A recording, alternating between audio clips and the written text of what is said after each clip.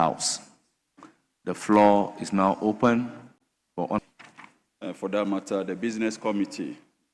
Speaker, I'll dwell specifically on item 3, which has to do with referrals from your own self or your good self. Speaker, as many as 306 referrals have been made from your good office to various committees for consideration and report. And it keeps piling. Speaker, to a greater extent, it of course questions our commitment to the oversight mandate that we have to the good people of this country.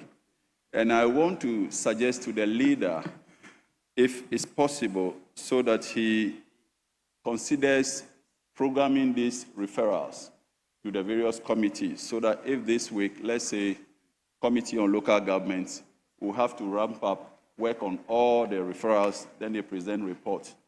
Then the subsequent week, 2 or more other committees are considered. Until that, we will have the back and forth, which I believe will not be helpful to the work of this House. Again, Speaker, I would like to find out from the leader the forthcoming conference on interparliamentary family values, starting from 3rd to somewhere 6th of next month. He clearly indicated that the House will have to sit early and adjourn early for the subsequent session of the conference, without indicating to the House clearly what timelines we are looking at. If the House could be apprised with the exact timelines, let's say if it's 10 to 12 midday, then we know that the House will sit between 10 in the forenoon to 12 midday. Then, subsequent to that, we adjourn for the conference. Thank you so much, Speaker, for the opportunity. Any other member willing to comment? Yes. Thank you, Right Honorable Speaker. In line with the international conference dedicated for Wednesdays and Thursdays, my proposal to leadership is that if they will reconsider making sure that between the Monday and Tuesday, we'll be able to do a standard sitting. So what is to be covered on Wednesdays and Thursday, we can free those 2 days and go to the constituency to do constituency work. This is my humble proposal to leadership for consideration. Thank you so much, Mr. Speaker. Yes. Honorable Kwame Anyimedwantwi before Patrick Yaubwama. Thank you, Mr. Speaker. Mr. Speaker, I'll pick it from where my colleague left off, that we need specific timelines. But in addition to that, in as much as the conference, that is, we also need to know at what time the conference would begin and probably end. So if the majority leader can fuse them together and give us indications. Thank you. Yes, Honorable Nochukoti. Yeah, thank you, Mr. Speaker. Mr. Speaker, in presenting the business statement, leader mentioned that there is an attached list of referrals at committees. This has been occurring for some time now. On that of education, said there are 81 referrals. Actually, we have not gotten access to any of these referrals except 16, which we got, and then we have worked on them. So I want to appeal to the table office or the clerk to Parliament if we can get these referrals released to the committee to enable us work on them. Mr. Speaker, thank you very much. Yeah, thank you. Table office, take note. Yes.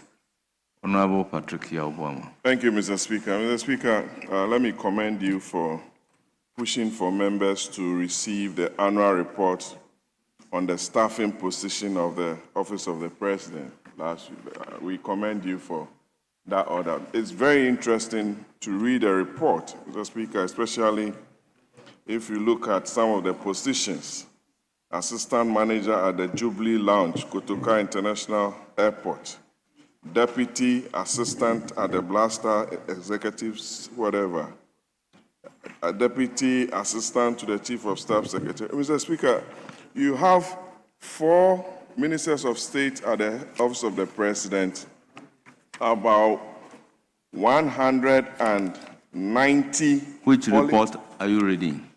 The annual report that you instructed or directed, the table of annual report on the staffing. You know, we are now commenting on business statements. So when the report is to be discussed, then you have the floor to make your comment on the reports. Any further comments? Yes. Thank you, Mr. Speaker. Mr. Speaker, I'd like to commend the leader of the House for presenting this statement, but I have a big concern, and my concern is with the details for the activities or the questions that will be asked on the Tuesday, the Wednesday, and the Thursday.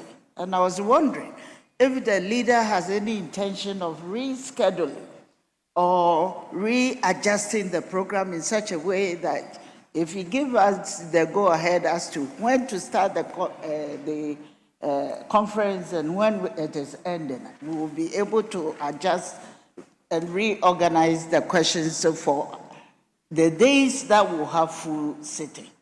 I'd like to find out from the leader whether he's interested in having a look at that. I know you cannot do it single-handedly. If it calls for an urgent or what is the emergency meeting between the business committee, and I would like to recommend that. Thank you.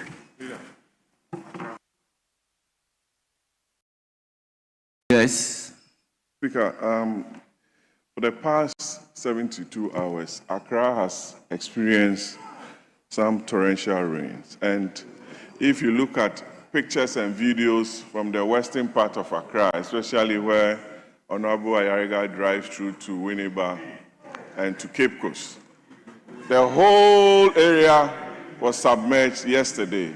And it will be very important for us to hear from the Works and Housing Minister on steps that government is taking to get this, the drainage system, the Weija Dam, which was open and people are just homeless in Accra. It's very important that government, through the Minister for Works and Housing, is summoned by your good self to tell the good people of this country what steps government is taking to assuage their plight. I thank you very much. So, Majority Leader, you're always on that road. You give Ricketts, that's Ricketts route to Cape Coast, and you are sitting, you are not talking. Can you give me the basis to summon the minister? Mr. Speaker, this is a very important. This is a very important national matter. I know, as a senior member, you know the tools available for you.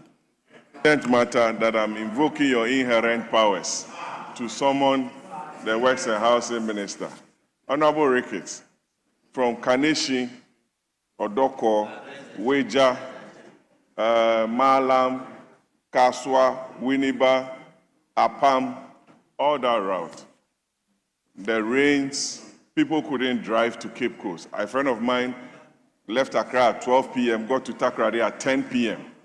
It's not a good thing to toy about with. And Atufose must release money to the contractors working on the Accra Cape Coast Takoradi Road. He must make releases and stop hiding under the commitment authorization that he's using to stifle everybody in this country. He must make funds available, not to come here and present facts and numbers to the country. He must release money for contractors. Atufose must pay contractors to deliver. All the ministers are suffering. Honorable Patrick Obama, do you know as a fact that the contractors are being owed?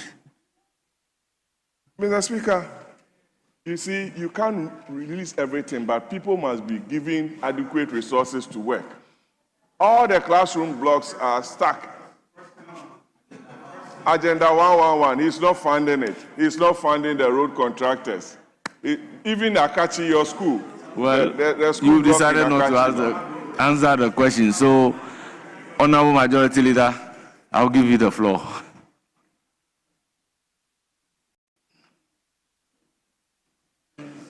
Well, those who started Agenda 111 prefer to put money into a national cathedral, which ended up just being a big hole in the center of the city.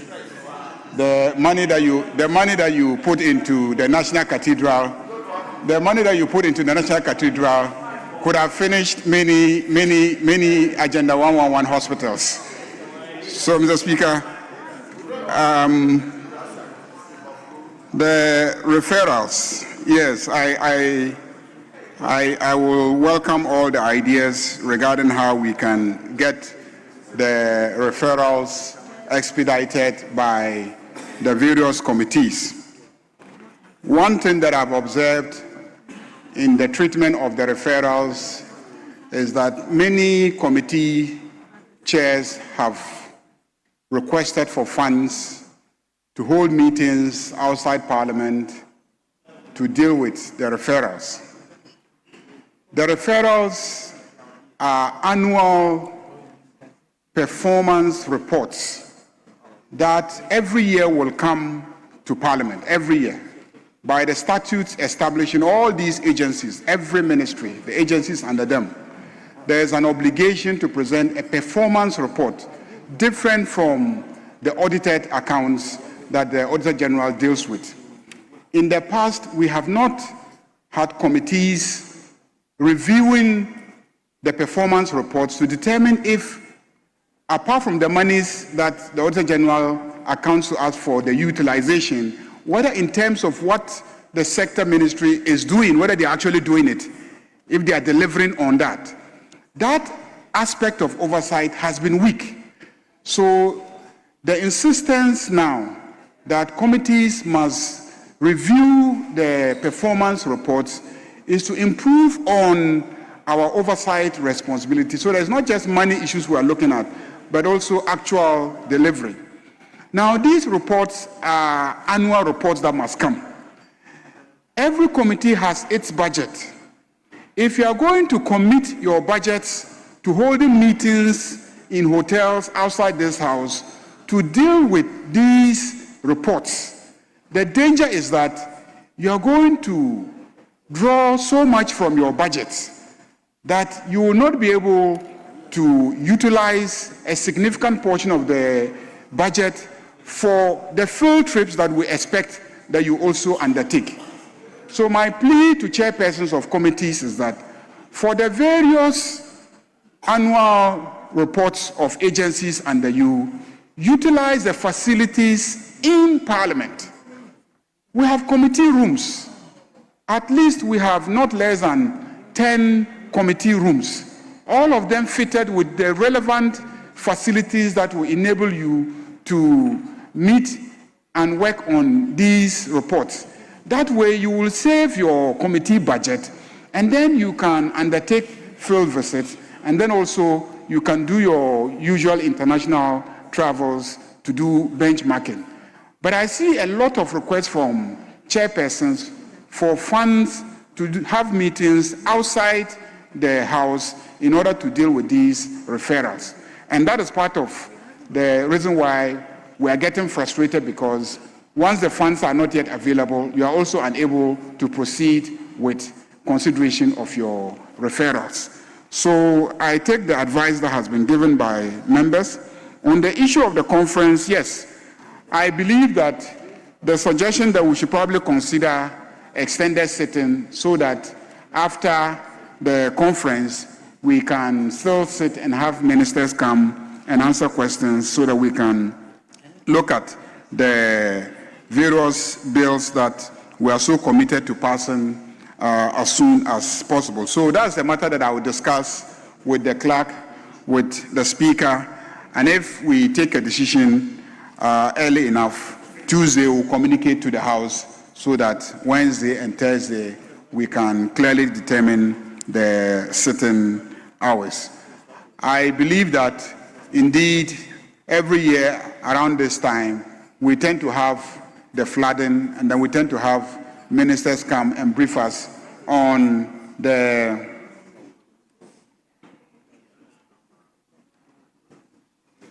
we tend to have these floods, and the minister usually comes to apprise us of what the situation looks like. It won't be bad for the minister to come and apprise us. So we'll follow up with the minister, and based on his availability, I believe he will be able to come and then apprise us of the developments in that regard. But I know that, it is not just about the Minister of Finance disbursing funds. It's also the failure over many years to enforce all the codes that, this Parliament has passed relating to how we plan our cities, where we develop and where we don't develop, how we make sure that the waterways are protected so that when we have heavy downpours, there will not be obstruction to the waterways, and then there will be flooding. These are all matters that those of us who are in this house have primary responsibility for. And I say so because every single one of us is a member of our municipal, district, and metropolitan assemblies. And as members of the assemblies, it is part of our responsibility to make sure that within our various assemblies, we adhere to the planning codes, we adhere to the regulations pertaining to where to build and where not to build. And if we sleep on the job and we don't pay attention to these issues, these are the consequences that will be visited upon us as a nation. So beyond just, always asking the ministers what they are doing, let's also begin to ask ourselves as members of Parliament, who are members of our various district assemblies, what are we also doing? Mr. Speaker, I also want to indicate that what I found out is that some of the chairpersons have actually met, considered the referrals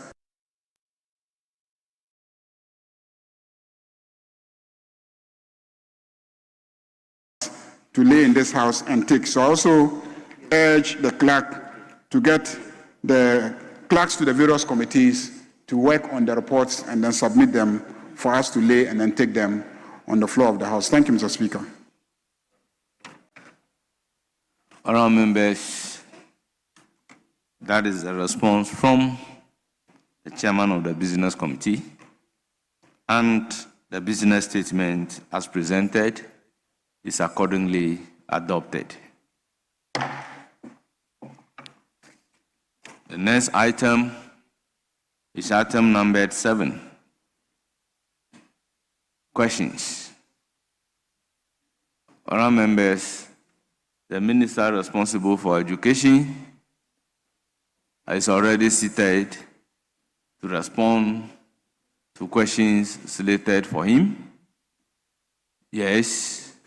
Speaker, humbly, given the sheer number of questions that he has to answer, so we've agreed that we'll take one supplementary as a follow-up. Yes, so Deputy Minority Leader. Right, thank you, Mr. Speaker. Rightly so. We are requesting for just one supplementary. Very well. Thank you. Very well. Honourable Minister, you are welcome. The first question stands in the name of Alfred Nikote Ashi, Member of Parliament for Ododo constituency, to ask question number 180. Honourable Member, you have the floor. Thank you. Thank you, Mr. Speaker. Mr. Speaker, respectfully, I rise to ask the Minister for Education for an update on the Millennium City Schools project initiated in 2011, and whether the government remains committed to its objectives of eliminating the shift system in the public basic schools. Thank you. Yes, Honourable Minister. Mr. Speaker, let me thank you for the opportunity to respond to the question posed by the Honorable Alfred Nkote on the Millennium Schools project, which was launched far back 2010. The project was spearheaded by the Accra Metropolitan Assembly. It was to address the shift system in public basic schools to improve educational outcomes, learning outcomes. The project was funded through a collaboration between the Government of Ghana and the United States Agency for International Development, USAID.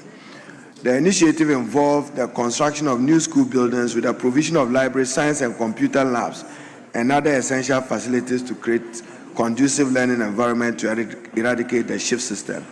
The government, through the Accra Metropolitan Assembly, constructed a number of schools within the metropolis under the initiative. I should commend our colleague, the Honorable Van Der Poy.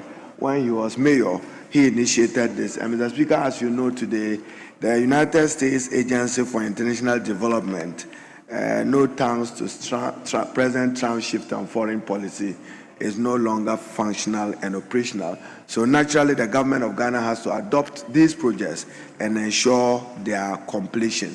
However, Mr. Speaker, the shift system is not a national policy, and it has largely been phased out across the country and will be phased out by the time that we complete the construction of some 4 new 400 basic schools across the country.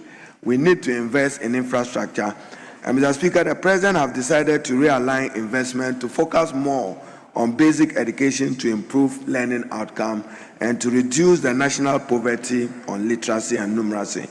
The incidence of the shift system is localized rather than widespread. So you may have some in Kumasi, some in Accra, Tema, but not across the country. The solution lies in implementing measures, as I said, which will include the construction of new classroom blocks, expansion of existing school infrastructure, provision of furniture and learning facilities. Mr. Speaker, the Millennium School project was solely under the purview of the Accra Metropolitan Assembly, as I said, and not under the Ministry of Education. So just to assure my colleague, the government will adopt it and ensure its early completion, subject to the availability of funding. Thank you, Mr. Speaker. Honourable Member, any supplementary question?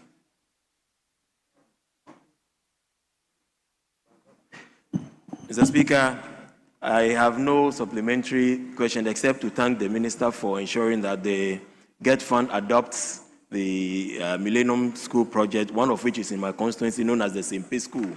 And I pray that agency is attached so that we complete it. Thank you very much. We now move to question number 221, standing in the name of Honorable Peter Lanchini Tobu, Member of Parliament for Wa West.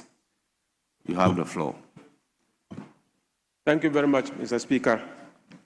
I rise to ask the Minister for Education what plans the government has regarding the insufficient furniture situation in numerous schools across the country as it hinders teaching and learning.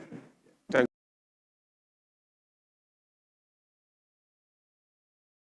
you so much. Yes.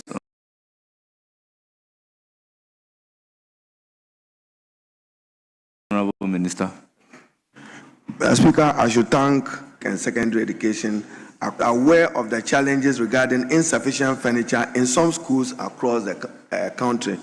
Mr. Speaker, recently I was in Sefiu also with the Member of Parliament and the Regional Directorate of Education. It was sad to see a number of basic school learners struggling with furniture, not just its inadequacy, but the quality of the furniture that is being used. Accordingly, the GET Fund allocated 230 million for the procurement of furniture for basic and senior high school, and some of it are being distributed across the country. In 2025, 226,635 monodecks were procured and distributed to 547 schools across the country. Mr. Speaker, if we were to adequately provide for furniture, we can take 100 schools out of the double track system. I'm currently reviewing the procurement decisions, and it is my view that some of these procurement should be left to the Regional Directorate of Education to procure the furniture to satisfy their own local and domestic needs, not headquarters dictating to them and getting it there. So, Mr. Speaker, the furniture deficit in basic and secondary schools is real. It remains a priority of government. Following the uncapping of the GET fund, some funds have been made available even in the 2026 budget for the procurement of furniture for basic schools and senior high schools across the country. We will deal with it head on, and as I said, I want to revise the way the furniture is procured, not as it was done previously or as it's been done. The Ghana Education Service should be central in ensuring that it makes the request based on the needs of the institutions. GET fund should be reduced to like the BESA quote in quote. Theirs is to fund it, to pay for it in accordance with Act 581, Mr. Speaker. Thank you. Any supplementary question?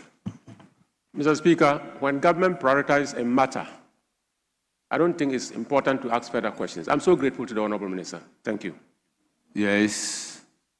We move to question number 222, standing in the name of Mr. or Honorable Peter Lancheri Tobu. Mr. Speaker, thank you once again. I rise to ask the Minister for Education the measures being implemented to complete the abandoned Dormo E-Block project, which has stalled since 2017. Thank you. Yes, Honorable Minister. Mr. Speaker, I know that the Honorable Peter regularly visits the constituency, and he is aware that the contractor is at site for the completion of the project that was abandoned for almost a decade. And Speaker, that is a practice this House must take abhorrence to. Projects get commenced after a decade uncompleted. It becomes unattractive even for the contractors to be asked to go back to site because prices will change and the value of the contract itself will materially change. Mr. Speaker, a total of 27 E-blocks across the country will be completed with some allocation of 996,013,000 Ghana cedis. I will provide the detailed breakdown of those projects across the country from Tanon North through Ada, through Karachi West to Birim, Ten, Karachi Chumuru, Ejura Sechidumasi, Jirapa, Nadole, Laura. So, Mr. Speaker, we are reviewing it. I had to write back to the regional coordinating councils to review the quantities and the value of the money. Because if you awarded a contract in 2010, essentially in 2026, you don't expect the contractor to work with the same contract value you gave him in 2010. So a number of it will be completed. If you go home, you can go and supervise the contractor. It is my intention to join you, probably if the President or Vice President is available, to commission it before the end of this year. I thank you, Mr. Speaker. Any supplementary question? Rightly so, Mr. Speaker. I want to ask the Minister for Education, now that government has a policy that no school remain without accommodation, is it possible that this Dormo E-Block will have accommodation attached to make it a full boarding school? Most grateful. Honorable Minister. Mr. Speaker, thank you very much. Mr. Speaker, following the introduction of the free senior high school in 2018, we have witnessed across the country exponential increase to access. But Mr. Speaker, it is not every time that a child or a learner in school is learning, because we must get the learning environment right. Mr. Speaker, it is President Mohammed's decision that we emphasize in rural areas, we do boardinization. So for rural peri-urban areas, we will encourage the boarding school concept. In the urban populated areas, our decision will be to build community day schools, like what you have in Kwabenya or what you have in Weja. Then that can absorb significant number of persons who want to have access to secondary education. Mr. Speaker, truth be told, between 2018 and yesterday, we've seen significant improvement in access to secondary education. What is lacking is the infrastructure of dormitories, laboratories, and others. So, Mr. Speaker, accordingly, I'm happy to announce to Parliament that in the next couple of days, not later than 16th to 21st of June, the Honorable Minister for Finance, Atu Forson, will be concluding, subject to the board approval of the World Bank, an amount of $300 million under the STAR-J project will be implemented. Accordingly, 30 Category C schools will be upgraded to Category B schools, and 20 Category B schools will be upgraded to Category A school. And government will invest in expanding infrastructure in the existing Category A schools. I see the Honorable Fojo raising his hands. What did you do about it? What did you do about it? What did you do about it? What did you do about it? Mr. Speaker, a school which probably had a population, of 2,000, today is 5,500. Mr. Speaker, many of the schools, even assembly hall, they go in batches. Dining hall, they go in batches. Unacceptable for the country. But I'm not putting blame on you anyway. I'm saying that the country must respond that our educational infrastructure is in crisis from basic to higher education level. We need to invest more. So be assured that under the STAR-J project, we will rehabilitate some over 30 schools across the country. Mr. Speaker, I'm happy to know that I was with the President, with the Honorable Yusuf in the Savannah region, and then Kulmasa in the Savannah region will benefit from a new TVET. Tumu will benefit from a new TVET. Buaku in the Sefwi area will benefit from a new secondary education. Then Uti, Mr. Speaker, we are prioritizing deprived areas. There are some 13 districts that have no senior high school. And there are some regions, Northeast and Savannah region has no Category A school. We will work to improve that with the STAR-J initiative, which is being funded by the World Bank. The World Bank on 16th of June will conclude and give approval for it, and we'll take it through competitive international bidding and award the contract. We intend to spend about $256 million just on infrastructure, then some $70 million on quality improvement, improving learning assets with learning materials, and the other would be to be able to police and ensure that we improve the secondary education generally in the country. I thank you, Mr. Speaker. We now move to question number 224, standing in the name of Honorable Robert Wisdom Kujo, Member of Parliament for Prestia, Winnie Valley.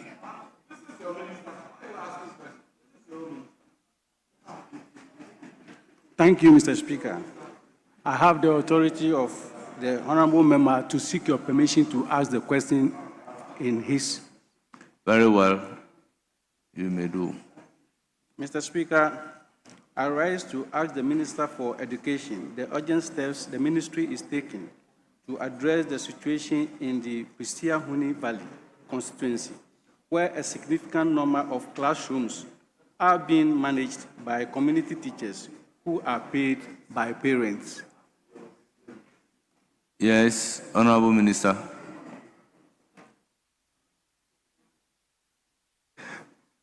Mr. Speaker, the Ghana Education Service Teacher Development Norms and Guidelines ensure equitable distribution of teachers, improve quality education delivery, and to promote efficient utilization of human resources across the country.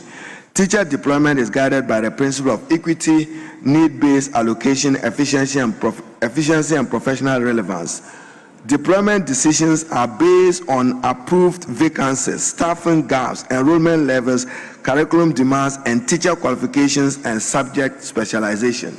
Mr. Speaker, the norms prioritize schools with critical shortages, especially in rural deprived communities, and focus on key subject areas such as mathematics, ICT,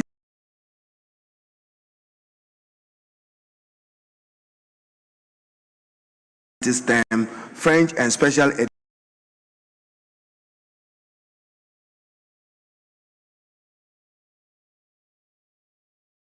education. Teacher allocation considers approved and inequities exist. Mr. Speaker, in May 2023, the Honourable Member for Prestia raised a similar question on the floor of Parliament about the efforts the ministry is making to curb the increasing number of community teachers recruited and paid by parents. Mr. Speaker, currently we are undertaking some recruitment of about 7,000 teachers across the country. 7,000. Did you do recruitment in 2024? Mr. Speaker, following that, a team from the Ghana Education Service visited the area in 2023 to undertake a situational assessment. The findings confirm 176 number of community teachers operating in the area. So we have to act and act well on this matter. Mr. Speaker, yes, it's true. I currently subject to approval and clearance from the Minister of Finance.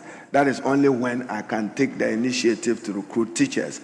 So we are currently recruiting 7,000 teachers across the country, and for the tertiary education level, close to 3,000 lecturers to be able to fill in the gap. But if you do a national assessment of our needs, we need a minimum of 50,000 teachers across the country.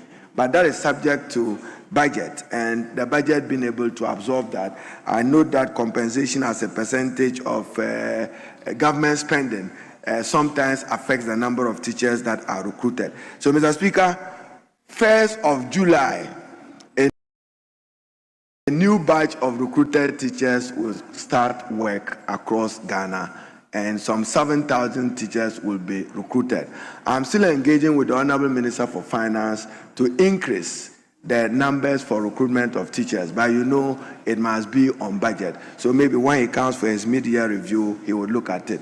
So the Honourable Member should be assured that we currently, Mr. Speaker, my attention was drawn during the May Day celebration when one of the workers was dancing with a placard that blind teachers are also teachers, to remind me that when you are doing recruitment, take care of blind teachers. Mr. Speaker, I have had requests from His Royal Majesty the Government Chair that, look, even in Greater Accra, they have a challenge with Ga teachers and probably Ewe and other languages across the country. In Savannah, it came up. We should be having dedicated teachers because it is our firm belief and faith that when children learn with the local language as first language of instruction, in addition to English, learning outcomes improve. We've seen some evidence from Oxford supported.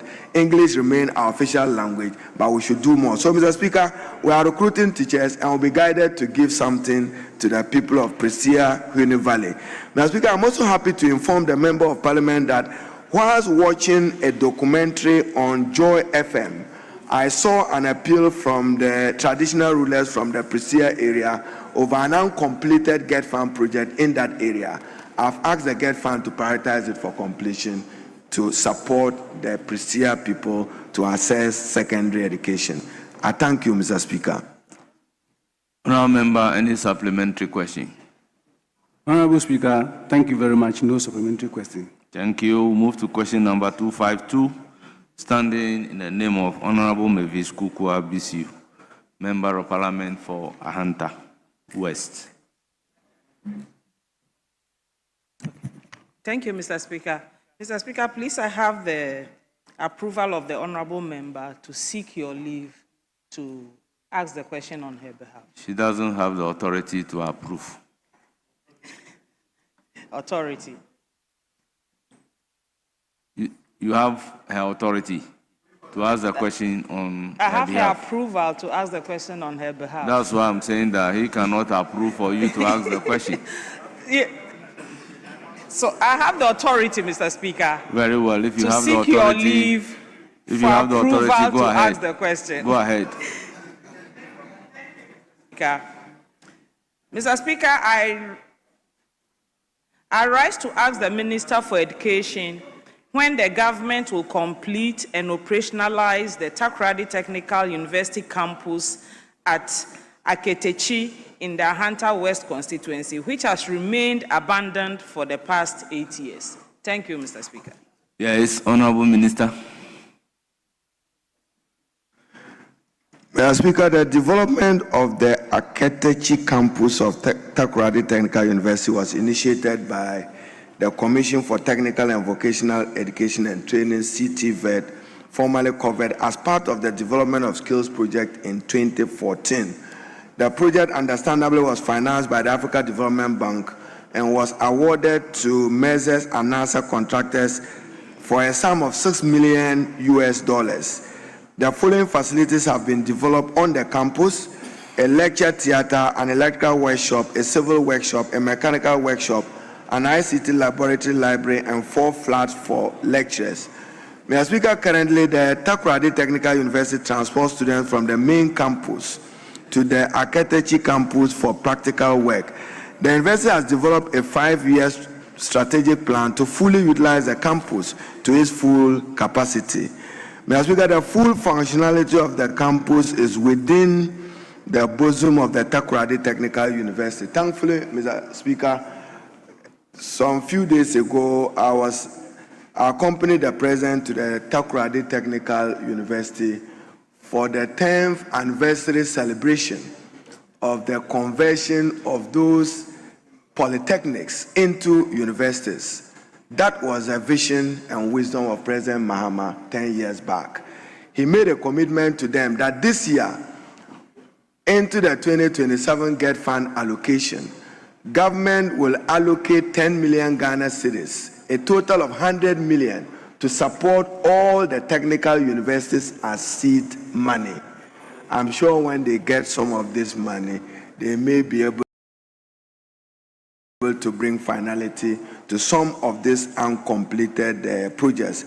Mr. Speaker, I'm currently before Cabinet, and subject to Cabinet's pleasure, I'll come back to this House for Ghana to establish its first ever TVET fund, Technical Education and Vocational Fund. We intend that 10% of the GET fund be allocated to support technical education with vocation, with skills training and development, and I'm still forcefully pushing for 2.5% of dedicated oil revenue to go into TVET. The President favorably commented on it, and I'm sure if Cabinet finds pleasure to approve it, it will change the ecosystem of the provision of technical vocational education in Ghana. Mr. Speaker, with emphasis, it has the solution to addressing Ghana's unemployment needs, particularly the unemployment of the youth who are looking for basic skills and training to improve their livelihood and to make meaningful contribution to our national development. I thank you. Honourable Member, any supplementary question? No supplementary question, Mr. Speaker. Thank you very much. Let's move to question number 261. Standing in the name of Honourable Kwame Appiah Kondua, Member of Parliament for Fantiakwa North. You have the floor. Thank you, Right Honourable Speaker. Right Honourable Speaker, with respect, my name is Kwame Appiah Kondua. Thank you, Right Honourable Speaker. Very well. I would like to ask the Minister for Education the measures the ministry has taken to complete the construction of Begro Presbyterian Senior High School dining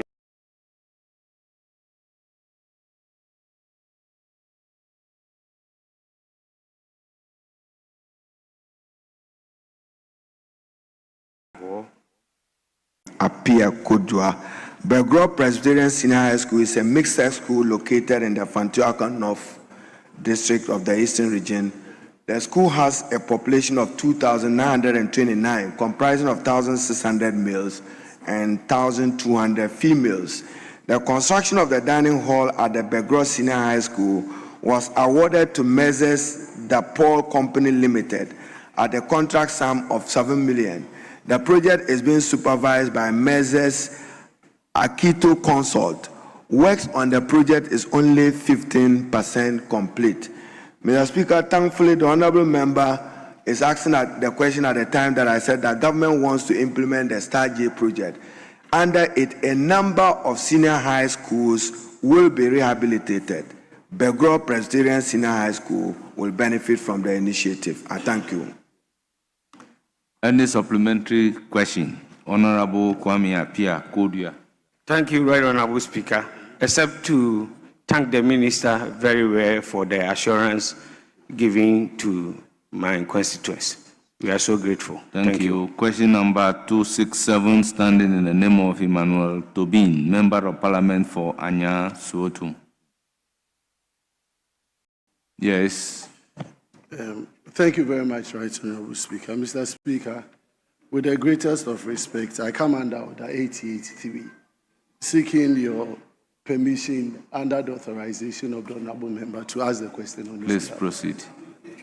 Proceed. Most grateful, Mr. Speaker. Mr. Speaker, I stand to ask the Minister for Education what the plans of the ministry are on the abandoned story building and 18-unit classroom block situated at Israel Park in the Ga Central Municipality. I thank you, Mr. Speaker. Yes, Honorable Minister.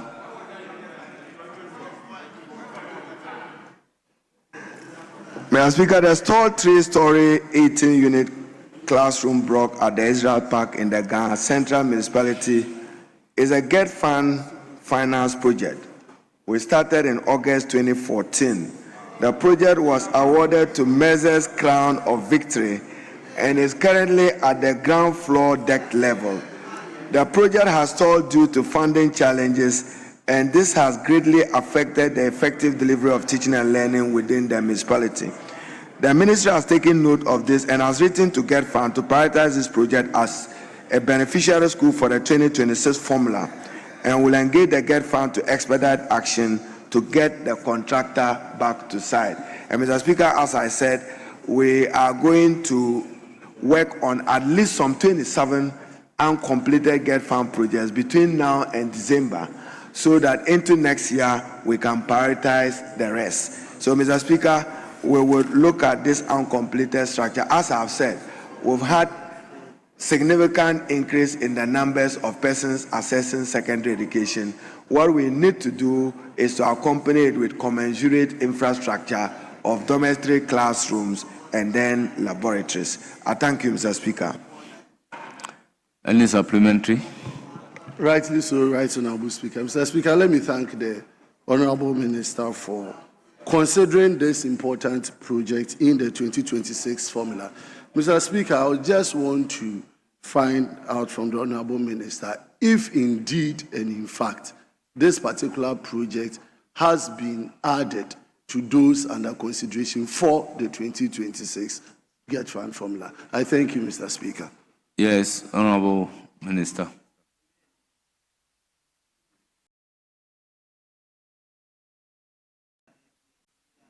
Mr. Speaker, I would share the list with my colleagues, so maybe probably table it, but to be noted that work in progress. I am through the project unit reviewing this for 27 of the uncompleted GET Fund projects to go into completion. For some of them, we have to terminate the contracts because the contractors are not behaving responsibly, even per their own contract terms. And some of them don't find the cost acceptable to them because they are in it for purpose of profit. I won't be able to read immediately whether the Israel Park in the Ga Central is part of it, but I'll be happy to share with the Honorable Buama the list when we are done. Shortly, you were not there when I told Mr. Speaker that the President you supported us in Takoradi Technical University, where we made a pledge that we remain committed to expanding financing for technical and vocational education. I see the Doctor, former Director General of TVET.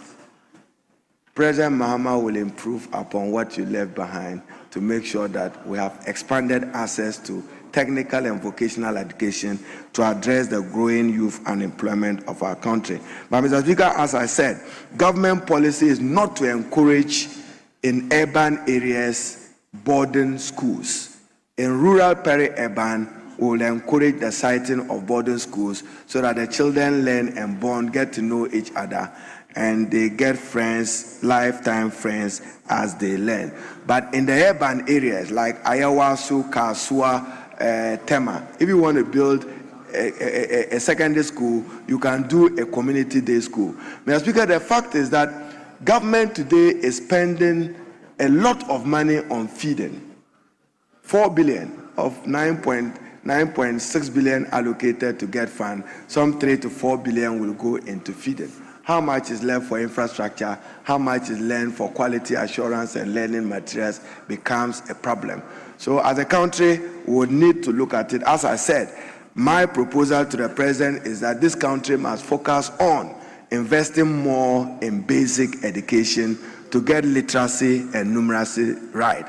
If a child gets it right with literacy, then learning success becomes an outcome that you can determine for that child. I thank you, Mr. Speaker.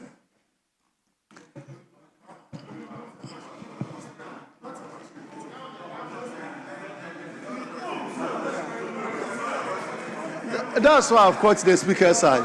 Hear me. That's why I've caught the speaker's side. 30 seconds. Confer with your leader. We agreed on one supplementary question. So we move to question number 284. Standing in the name of Honorable Felix Akwete Okle.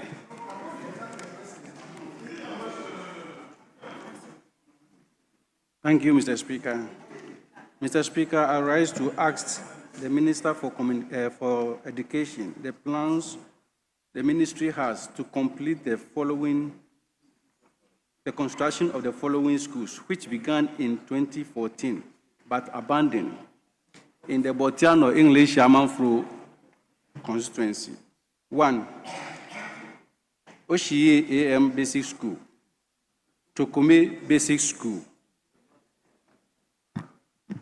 Langba Basic School, Galilea Basic School, Kokrobite Basic School, Amanflu Basic School, and Botiano MA Basic School. Thank you very much. Yes, Honorable Minister, you have the floor.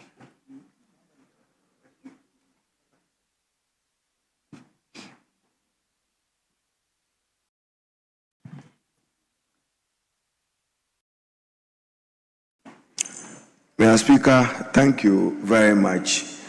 The free compulsory basic education was introduced in 1996 as a major government policy under the Education Reform Program to provide universal access to quality basic education for all Ghanaian children. Mr. Speaker, indeed, it is a constitutional imperative. The Constitution of 1992 provides that government shall take steps to provide for free, compulsory, universal basic education.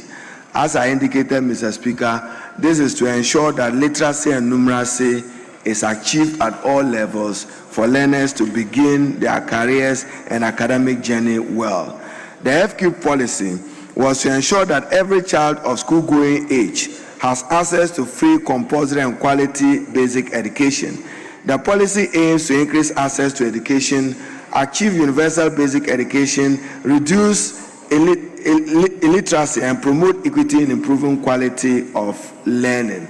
Let me assure my colleague that the Oshie MA Basic School, Chokome MA Basic School, Langma Basic School, Galilea MA Basic School, Kokrobite MA School, Amanfro MA Basic School, and Botiano MA Basic Schools are all located in the Greater Accra region and will receive government attention, including the Botiano English Amanfo constituency in the Greater Accra region.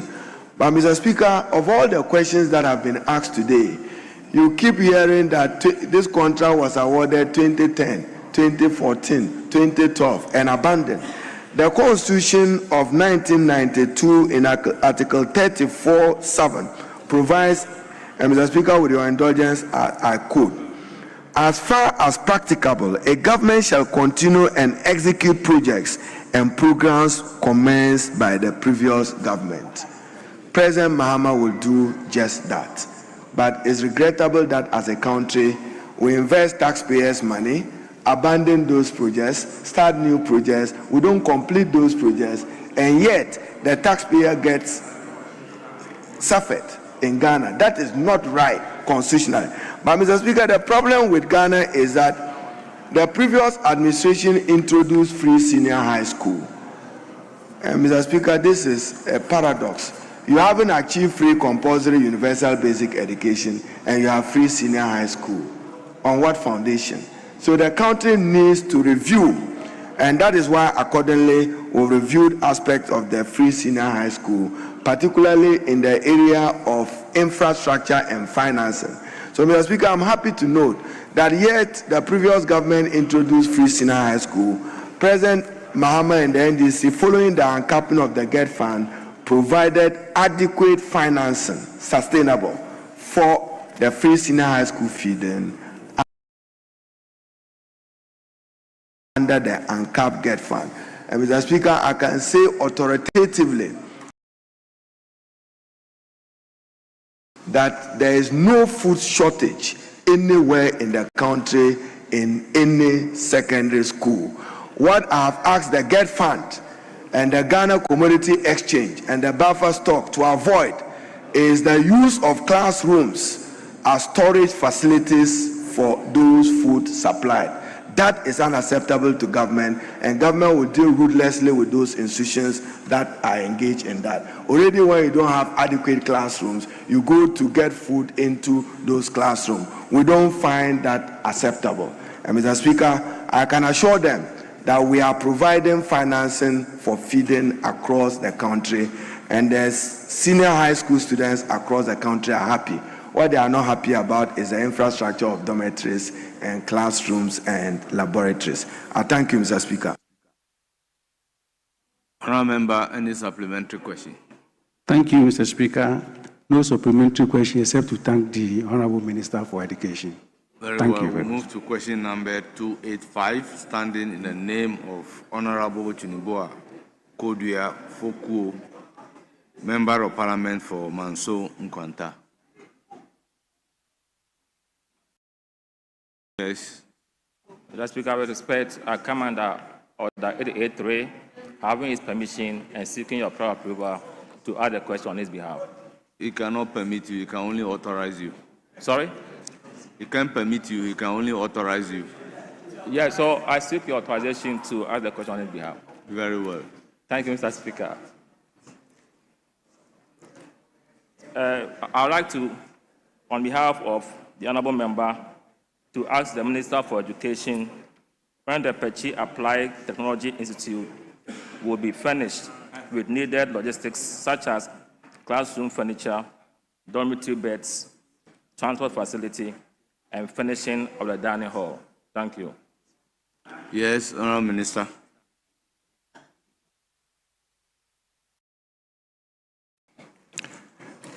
Mr. Speaker, the Pachi Applied Technology Institute, located in the Amansie West District of the Ashanti region, was established as part of government strategic effort to strengthen technical and vocational education and training, and to expand access to practical industry-relevant skills development. The institute was absorbed in October 2024 with enrollment of 77 students. Mr. Speaker, now we have 26 students. The institute's methodology is to equip young people with hands-on technical competences that enhance their employability and address youth employment.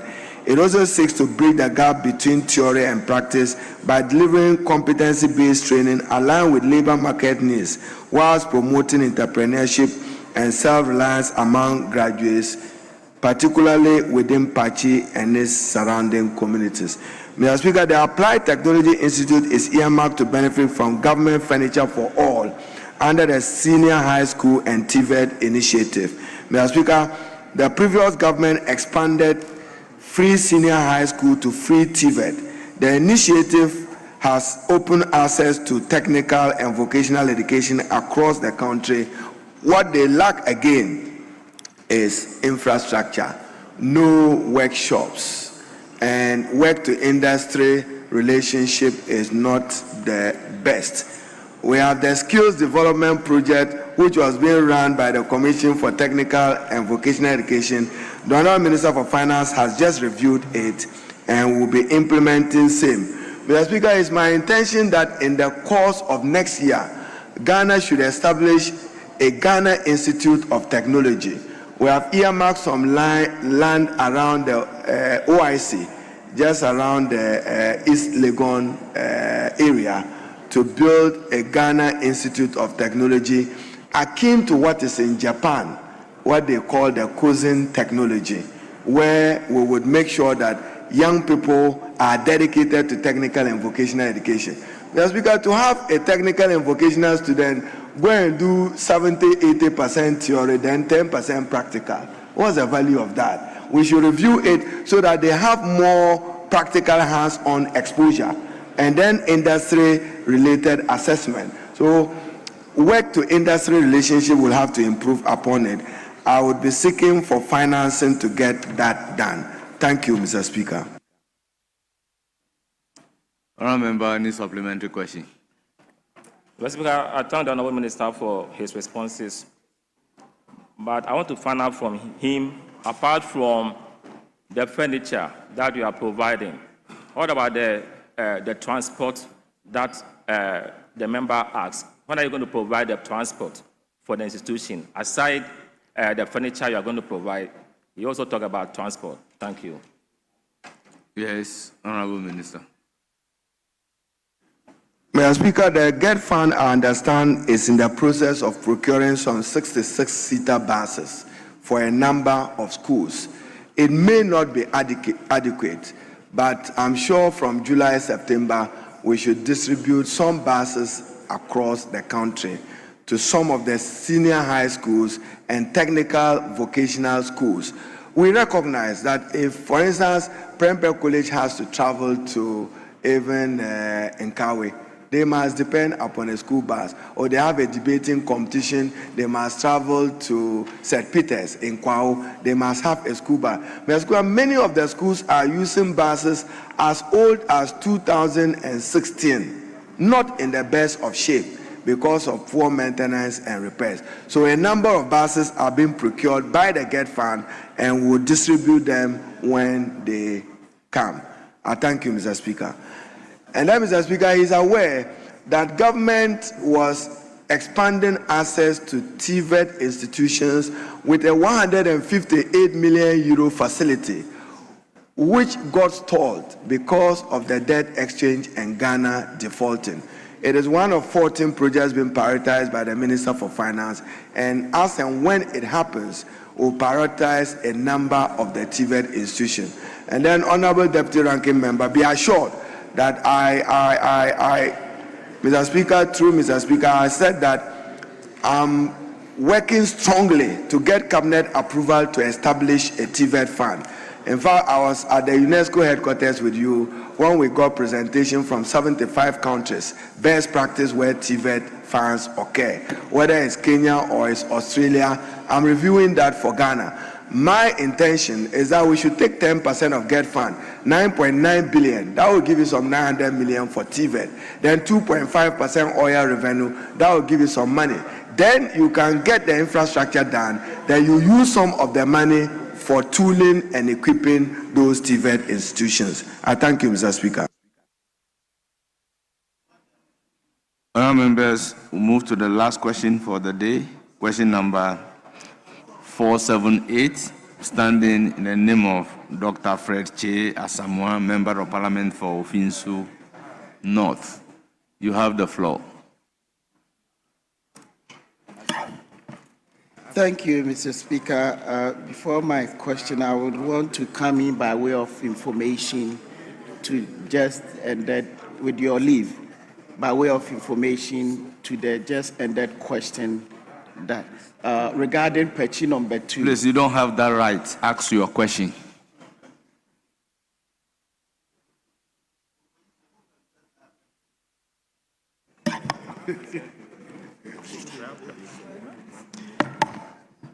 Mr. Speaker, I rise to ask the Minister for Education what steps the ministry is implementing to avert the impending strike over unpaid book and research allowances, and when these funds will be disbursed to prevent disruption in tertiary education. And this question. Yes, this question was Honorable Minister. Mr. Speaker, the book and research allowance form part of the approved conditions of service for lecturers in public tertiary institutions negotiated between government and the University Teachers Association of Ghana in accordance with the Labour Act of 2003, Act 651. The allowance is implemented within the framework of the single spine salary structure, following approval processes coordinated by the Fair Wages and Salaries Commission and administered within the Tertiary Education Regulatory Mandate of the Ghana Tertiary Education Commission, GTEC. The allowance was introduced to support continuous research, professional development, and the preparation of quality teaching and learning materials by lecturers. It recognizes the unique nature of academic work, which requires sustained investment to maintain academic standards, promotes research output, and enhance the quality of tertiary education delivery. Mr. Speaker, with respect to the concerns raised by UTAC, I have personally met with them. I invited the lady president of UTAC and her national leadership to engage with me on the outstanding book and research allowance. I've accordingly conveyed a request letter to the Honorable Minister for Finance to pay the outstanding book and research allowance. Mr. Speaker, the debate is about what is going on in Ghana, whether the exchange rate, we should use the Bawumia rate or the John Mahama rate of the exchange rate in order to be able to deal with that. I say, Mr. Speaker, naturally, those of them who would have calculated their book and research allowance at an exchange rate of $15, $16 would have expected to earn more. Thanks to our better management of the economy, the exchange rate is down, so they will get less. They are not happy about it. That's the dysfunction of it. So, Mr. Speaker, the book and research allowance only on Wednesday, I got a text from the president of UTAC again that for them, what is important to UTAC is what exchange rate regime will be used. That is not determined by a minister for education. It's determined by the minister for finance. When he does that, I'll convey same to UTAC. I thank you. Any supplementary question? Thank you, Mr. Speaker, for the answer given by the Honorable Minister. The Minister in his response stated that the 2025-2026 academic year, which will end July 10, has already been initiated.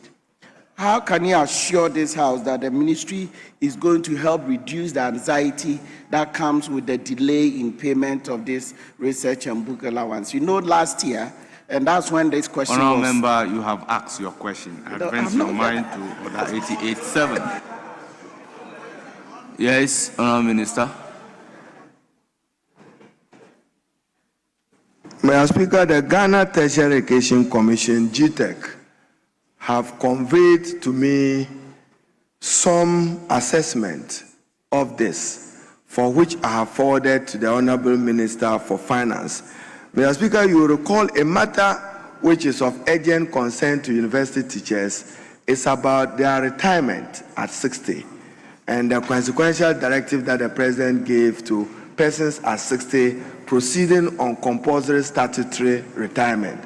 The President gave an exemption, and we stand by that exemption, that it does not affect those in academia. So those of them who are lecturers, professors, are not affected by the compulsory retirement age of 60.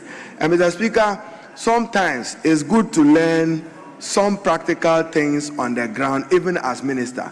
Assuming a lecturer conducts exams in July, and his last birthday is 30th July, that same lecturer has to mark the papers in order that he can release the result. If you ask him to go on his 30th birthday, which is 60, it will affect... Honourable Member, why are you talking so loud? I can hear your voice, even from here.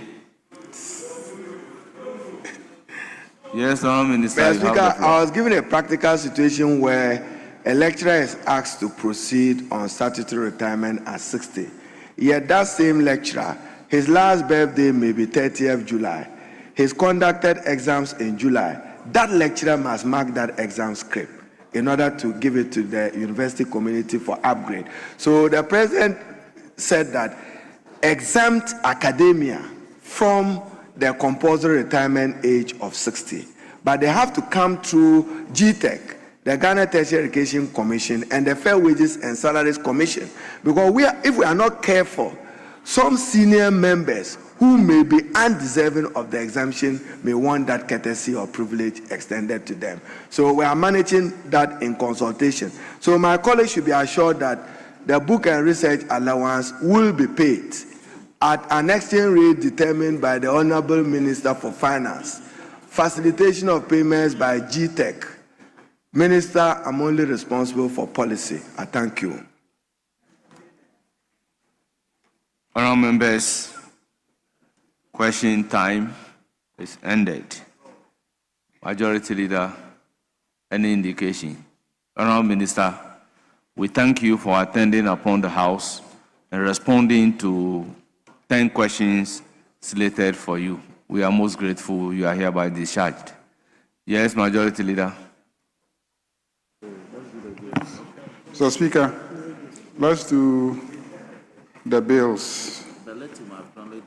Yeah, he will acknowledge the schools as he normally does, but once he's requested for direction, we have to give him the direction. So we want to start taking the bills, and then we'll start with the community service bill. The chairman is ready with his team to take us through some clauses, after which we'll also take some clauses of the family values bill. Very well. Before doing that, let me crave your indulgence to announce the presence of some dignitaries in our midst. First on the list is Ayokoche, Traditional Authority, led by Berima Dr.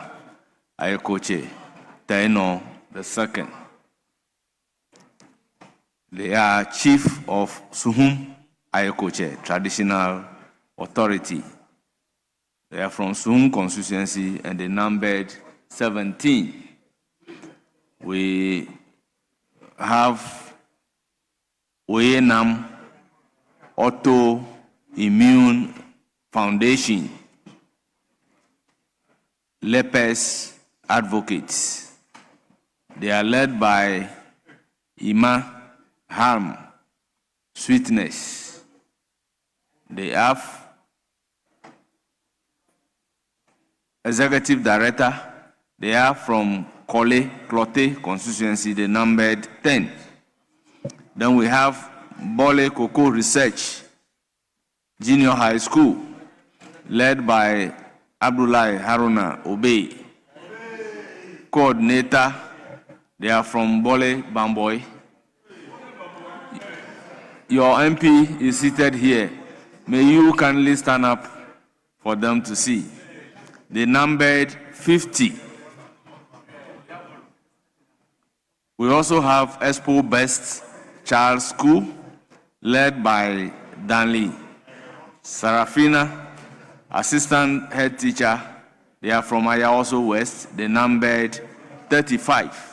Honourable members, on your behalf, I welcome all of them to Parliament of Ghana and urge them to have a fruitful visit to Parliament.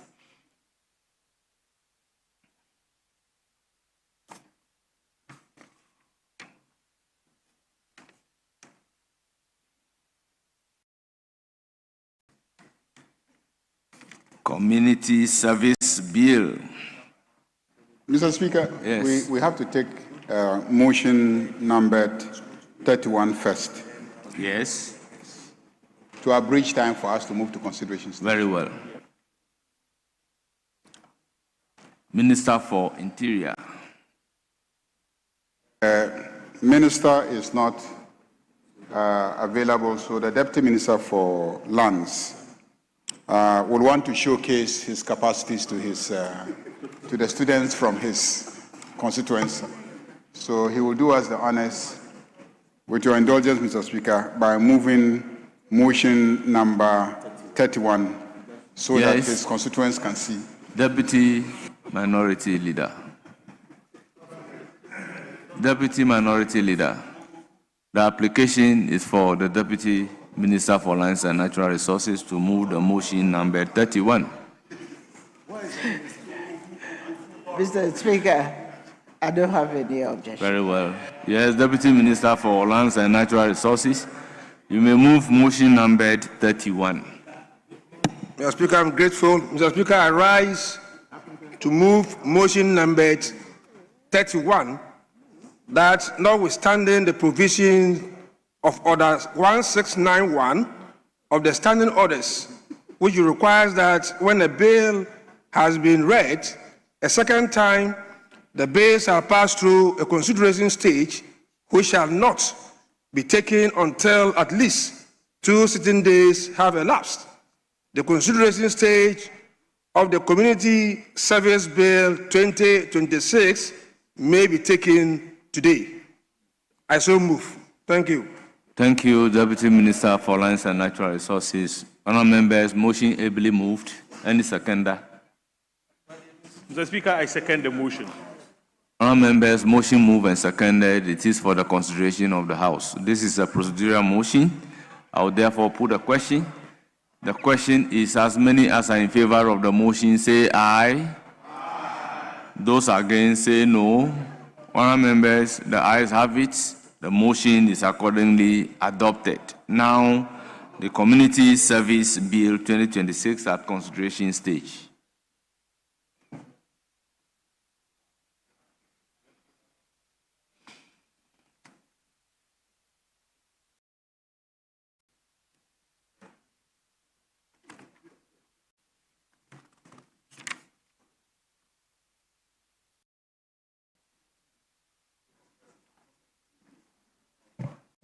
Clause 1.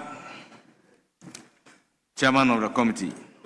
Clause 1, amendment proposed. Subclause 2, line 1, after facilities, delete and staff. Chairman, let them read the clause 1 before. Establishment of the National Community Service Secretariat. Chairman of the committee. Clause 1, amendment proposed. Subclause 2, line 1, after facilities, delete and staff.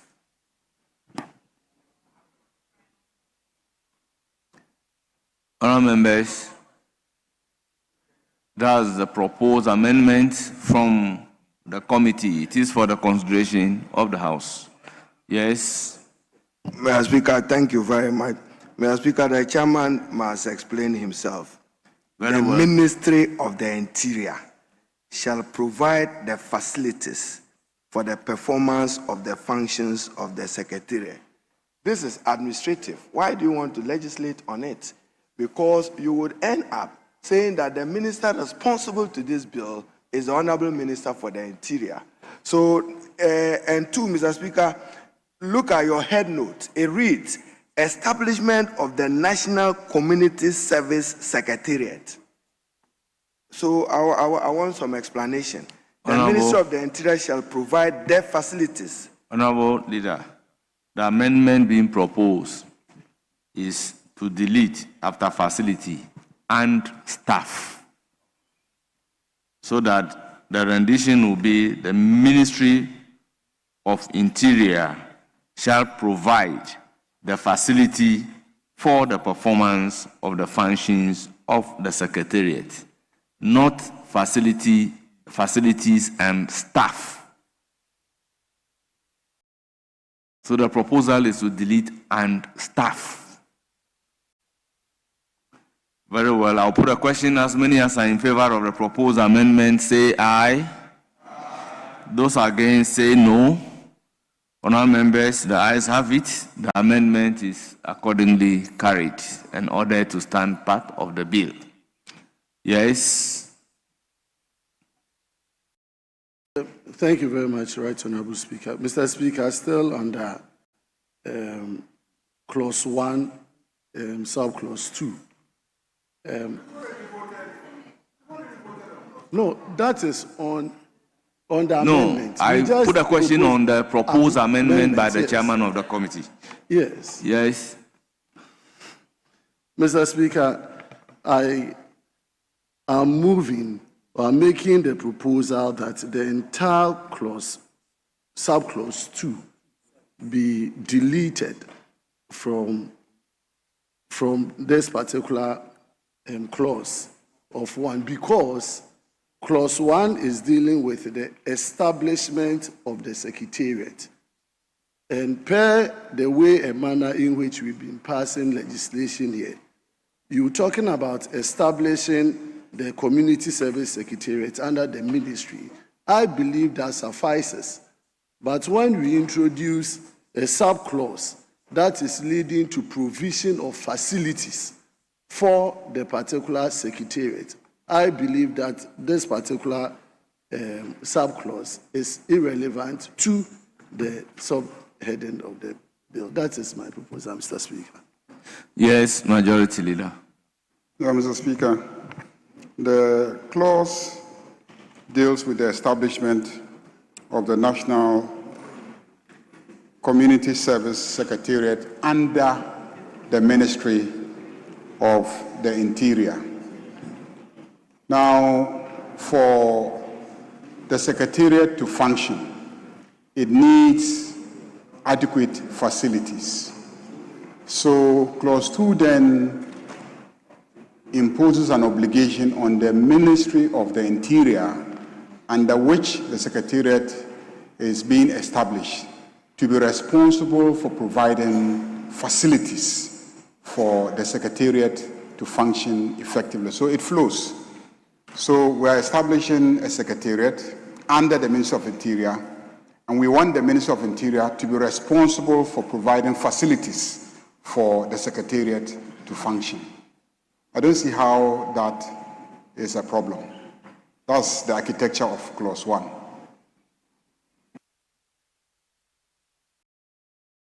Yes, you have the floor. Yes, Mr. Speaker. I understand where leader is coming from, but I thought I believe that inherent in the establishment of this secretariat under the Ministry of Interior suffices that the Ministry of Interior will be providing the needed facilities for them. This doesn't amount to legislating on the Ministry of Interior providing facilities, because the clause 1 is saying is established by this at the National Commission under the Ministry of Interior.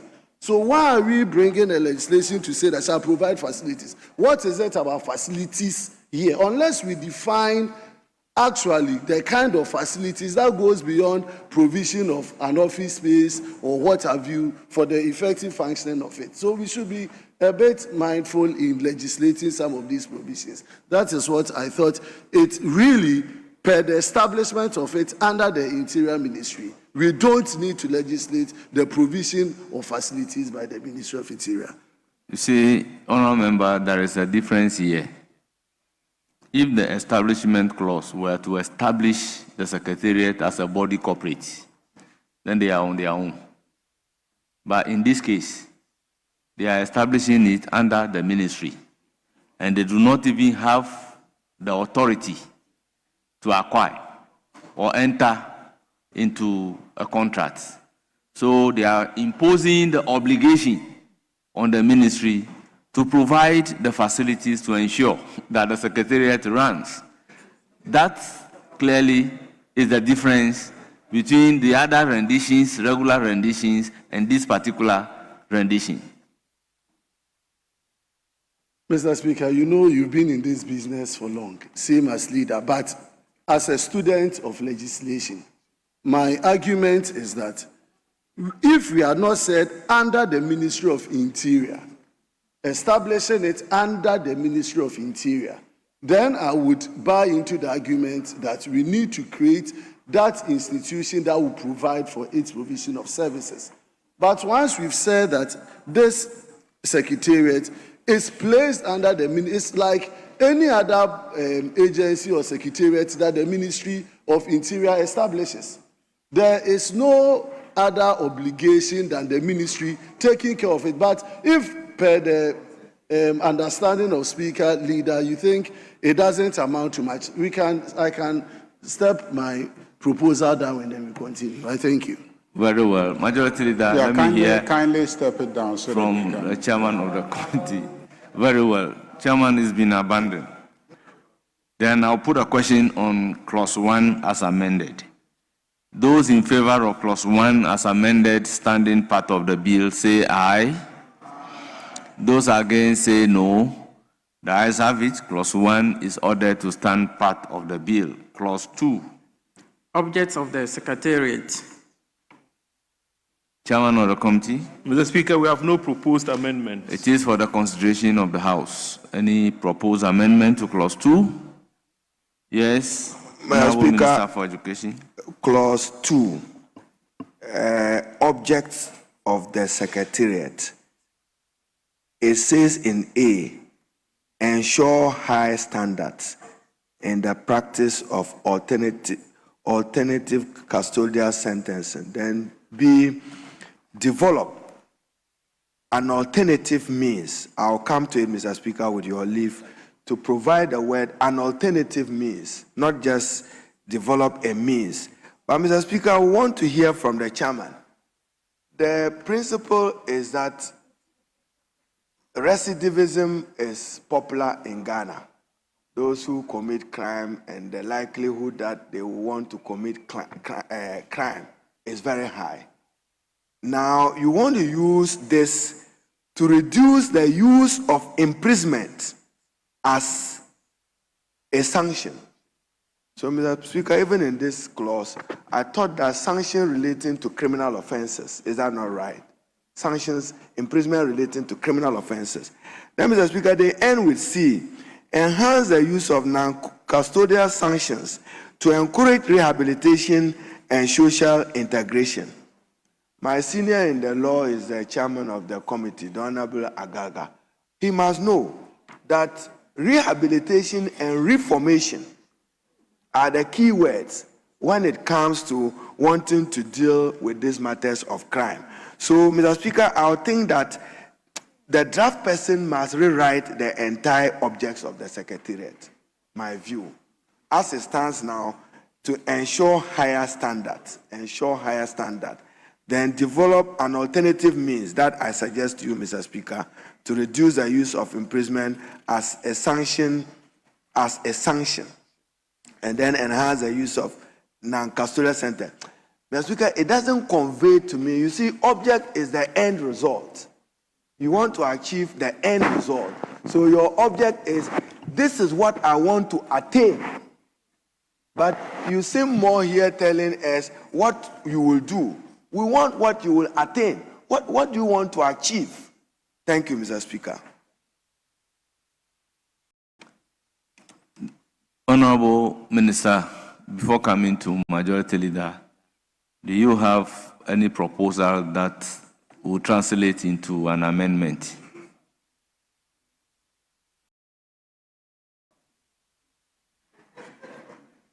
Very well. Very well. I'll put a question to clause 2. As many as are in favor of clause 2 standing part of the bill, say aye. As many as are in favor of clause 2 standing part of the bill, say aye. Those against say no. The ayes have it. Clause 2 is ordered to stand part of the bill. Clause 3. Functions of the Secretariat. Chairman of the committee. Clause 3, amendment proposed. Paragraph A, after service, insert in accordance with this act. Mr. Speaker, the rationale is that we are deleting E, subclause E of clause 3.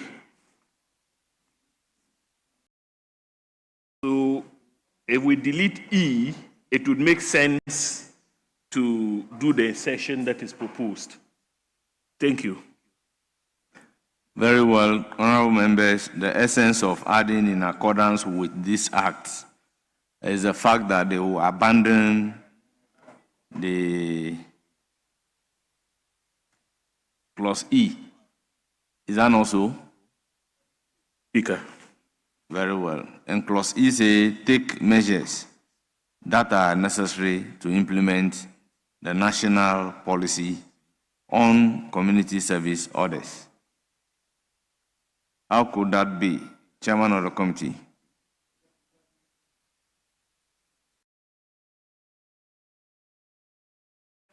Sorry, the E reads as follows.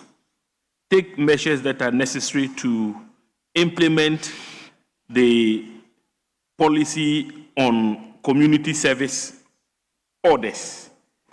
Now, our argument is that the bill itself is a crystallization of policy. So we don't want to maintain the E to make it look as if reference is now being made to some other policy. The policy on non-custodial measures is what has crystallized into this bill, which is why... Well, if you come to the E, yes, we'll deal with that. That's right. But for now, I so think all we are seeking... to say that A, monitor the implementation of the community service in accordance with this act, yes, will not be a problem. So, honorable members, let's deal with that one first. Any further amendment? It is for the consideration of the House. Mr. Yes. Speaker, I don't see any problem with that amendment. Very well. So I'll put a question. As many as are in favor of the proposed amendment to clause 3A, say aye. Those against, say no. Honourable members, the ayes have it. Clause 3A, as amended, is ordered to stand part of the bill. Yes, Chairman of the committee. Clause 3, amendment proposed, paragraph B, delete and insert the following. Coordinate and supervise the activities of regional community service committees. Members, the proposal is to delete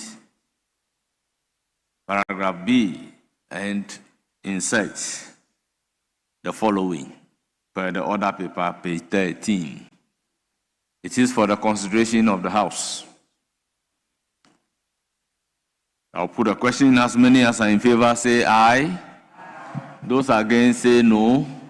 Honourable members, the ayes have it. The proposed amendment is ordered to stand part of the bill. Yes, Chairman of the committee. Clause 3, amendment proposed, paragraph E, delete. Mr. Speaker, as I said earlier on, the deletion is important because the bill itself is the legal embodiment of the policy on non-custodial measures, rather than a reference to a different policy altogether. That is why we think it's appropriate to delete the B. Sorry, the E. Chairman of the committee, don't you agree that the E is of omnibus in nature?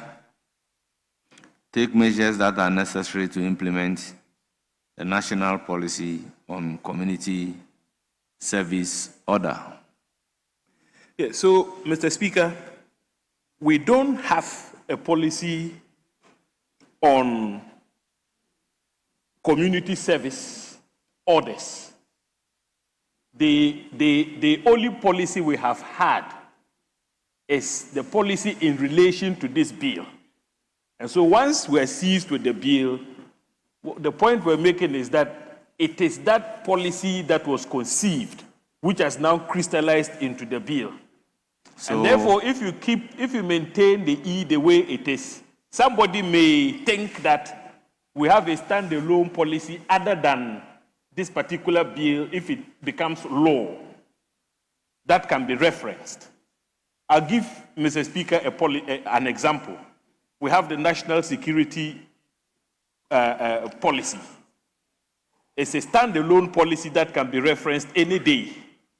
At the same time, we have the National Security and Intelligence Agencies Act, which was recently passed. Now, if reference is made to national security policy, assuming reference has indeed been made in that particular act, you would be able to reference the existing national security strategy. But in respect of the community service orders, we don't have such a policy in existence. What was conceived by way of policy is what has crystallized into this bill that we are currently seized with and attempting to pass into law. Well, I will want to improve it to say take measures that are necessary to implement any national policy on community service orders. So that in future, if there is a need and we have any, then measures will be taken to implement it. Very well, Mr. Speaker. We're guided by Mr. Speaker's wisdom in these matters. Very well. So own the amendment and let's make progress. So abandon. Very well, Mr. Speaker, I would accordingly abandon the proposed amendment to delete E and to proceed to now propose that the wording in E be amended to read as follows. Take measures that are necessary to implement any policy on community service orders. Any national policy. All that we are doing is that in the same rendition, after implement, delete the and insert any. Very well. So the new rendition will be take measures that are necessary to implement any national policy on community service orders. Very well, Mr. Speaker, we are guided. I'll put a question. As many as are in favor say aye. Those against say no. The ayes have it. The proposed amendment is ordered to stand part of the bill. Now, clause 4.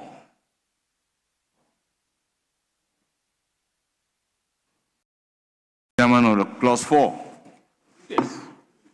Would you read the title? Very well. Let me put a question on the entire clause 3. As many as are in favor of clause 3, as very, yes. With respect.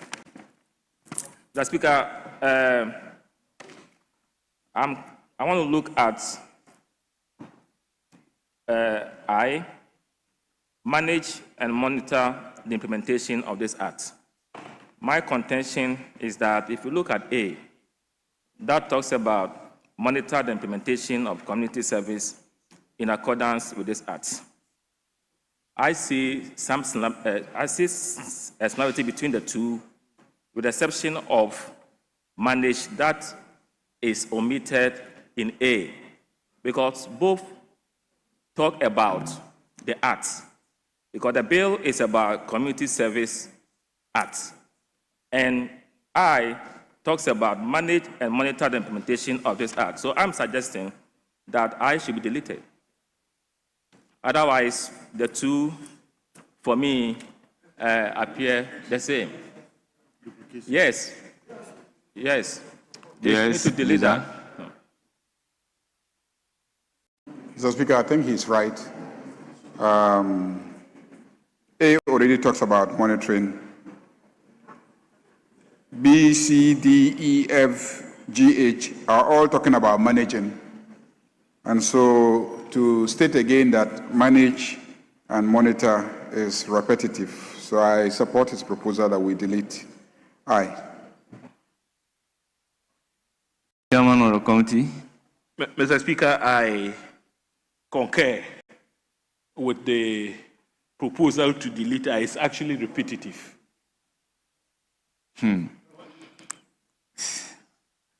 If you look at the entire bill, it goes, the act or this bill, when it becomes law, goes beyond community service. So therefore, the implementation of the act goes beyond the community service per se.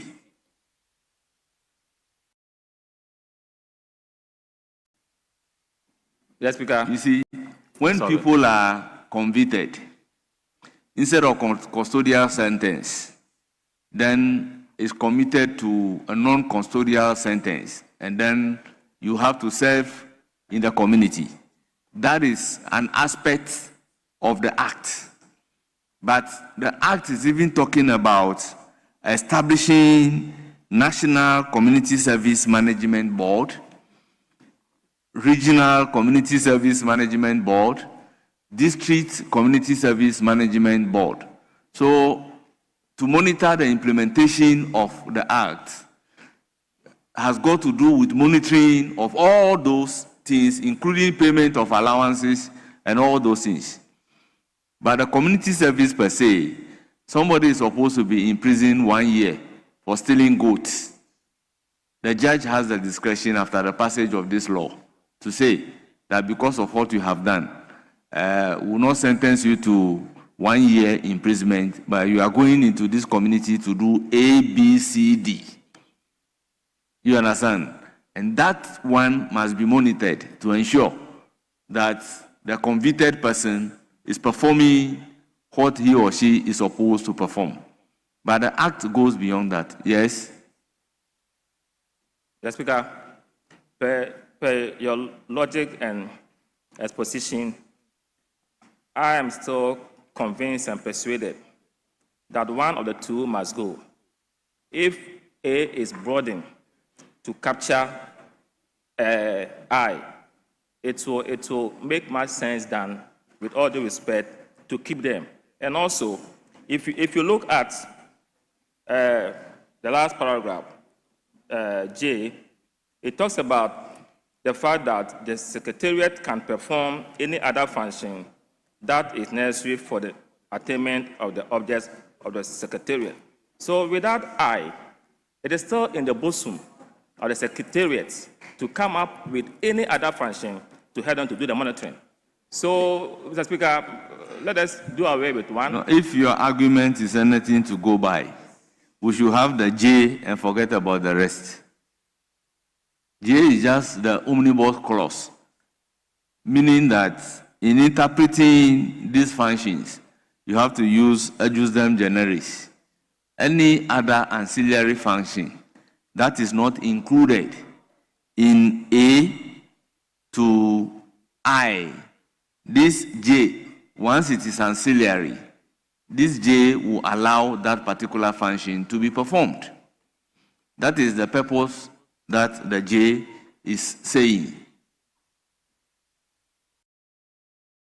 But if the sense of the House is for us to delete it. Speaker. Yes. I am of the view, and I was actually conferring with my senior colleague, Patrick Boama, that if you take A and I see management as part and parcel of the functions of the Secretariat. The function of the Secretariat is to manage. To manage all of these things that have been outlined. From where you expanded the implementation of this act, as in monitor the implementation of this act, if we take away the manage end and then leave I to be monitor the implementation of this act, that for me would be accommodative. But to say manage and monitor, the management aspect of it for me has already been catered for by the other clauses. But from the extension, because as you rightly indicated, the A is talking about implementation of community service, which is a subset of many other functions of the Secretariat and then the Act. And so it wouldn't be out of place to have a function to monitor the implementation of the entirety of the provisions of the Act. So I would propose that we rather delete the manage and allow monitor the implementation of this Act to stand. I so submit, Mr. Speaker. Very well. The proposal is to delete the word manage, but not to delete the entire I. Yes, Honorable Ntim Fojo. Thank you, Honorable Speaker. The essence of maintaining I as manage and monitor the implementation of this Act is very sound. Any attempt to delete it will veer away from the very important function of the Secretariat, which in the earlier submission by the Speaker, as you rightly explained, community service is just the alternative non-custodial sentencing that the judiciary may pass in respect of offenses that fall under this Act. But there's a lot that goes into the implementation of this entire Act, which after coming into force of this Act, regulations will be required to be passed. So you cannot say that management should be taken aside for the functions to be restricted only to monitoring. We're expecting the Secretariat to manage and monitor. And so the two are very essential. Deleting one will fall short of the intendment of the function. Thank you. Because if we look at clause 29 of the bill, it talks about establishment of rehabilitation fund as a component of this particular act. So that fund must also be managed. To not only monitor the fund, but they will manage that fund too. So if you look at the bill in its entirety, you will realize that the use of the word manage is not misplaced.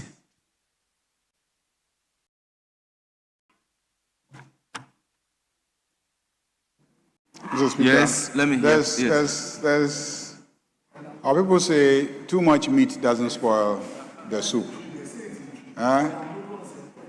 Too much meat doesn't spoil the soup.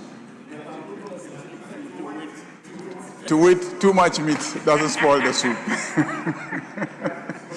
Members, so we can just maintain a language. We can maintain the clause other than English that you will be compelled by our rules to translate it into English. But he is speaking English, he cannot translate into Twi.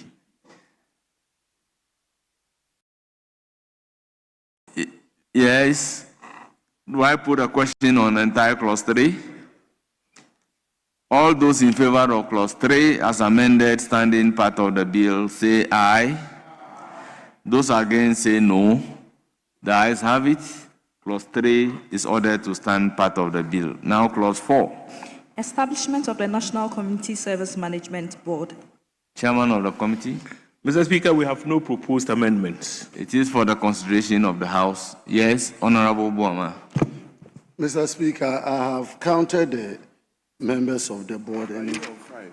Yeah, we are on 5. We are not on 5. Oh. No, we are on 4. Very well. In the absence of any proposed amendment, I'll put a question on clause 4. Those in favor say aye. Those against say no. The ayes have it. Clause 4 is ordered to stand part of the bill. Clause 5. Composition of the Management Board. Chairman of the committee. Mr. Speaker, amendment proposed, subclause 1, paragraph F, subparagraph V, line 1. After Controller General, insert of the Immigration Service. I mean, this... Honourable members, the proposed amendment is for the consideration of the House, is to cure ambiguity as to which Comptroller General is being referred to. So the proposal is to add Immigration Service. I'll put a question. All those in favor say aye.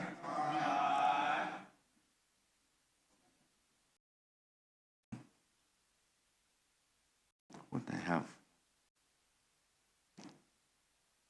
No.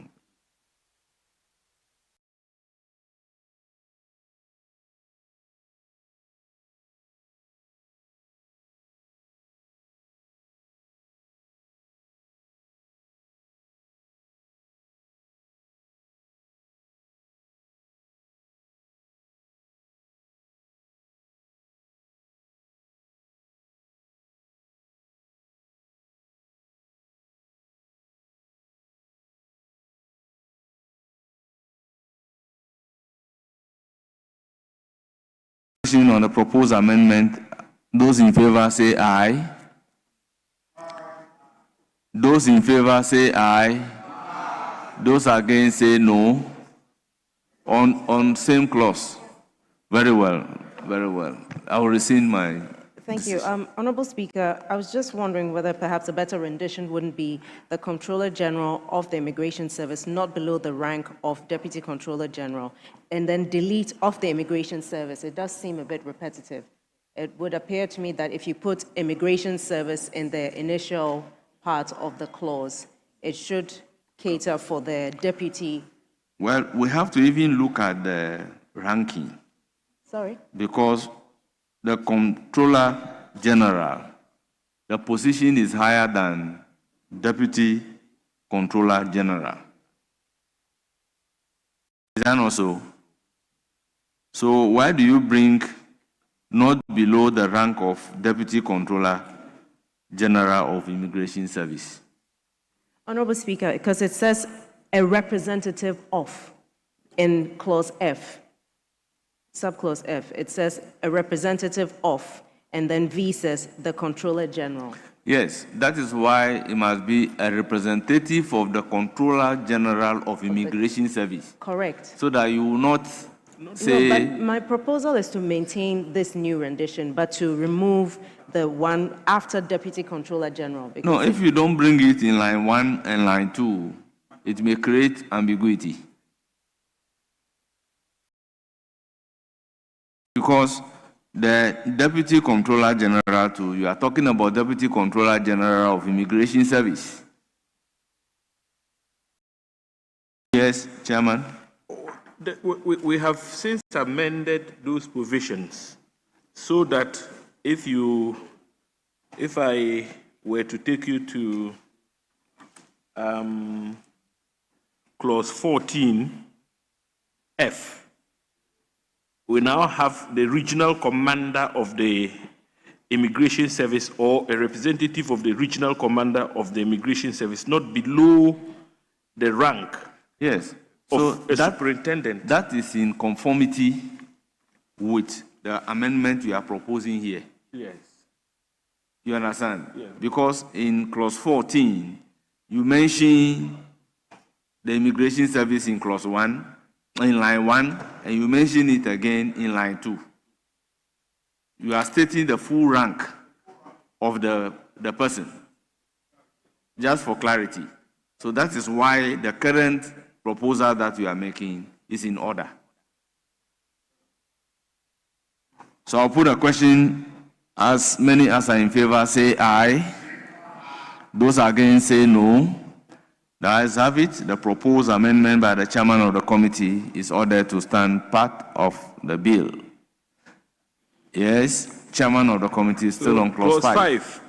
Amendment proposed. Subclause. Yes.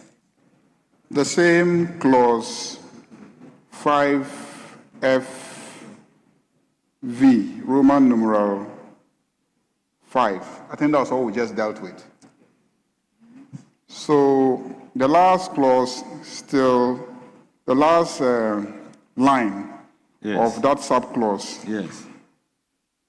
the nominated by the Comptroller General, we left that without fully spelling out the of Immigration Service. Yes.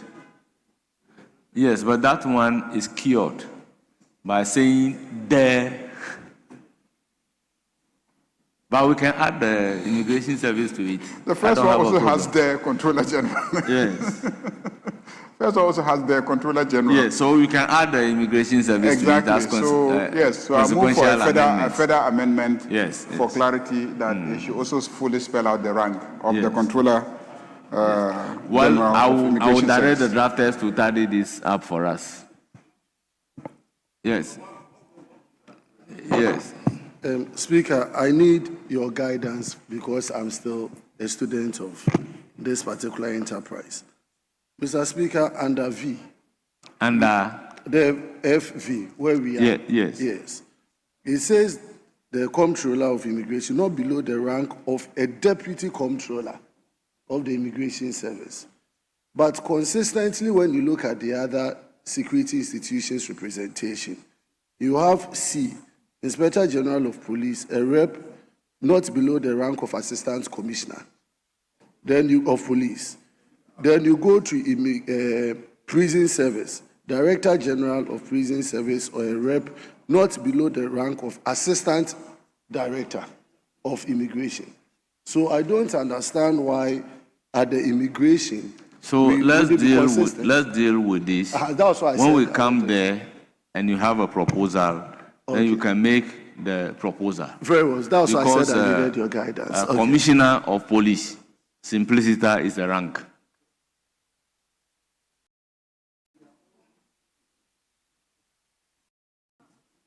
Yes, so let's deal with this.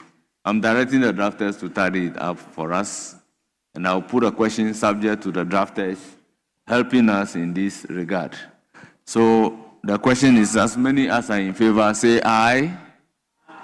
Those against, say no. Honourable members, the ayes have it.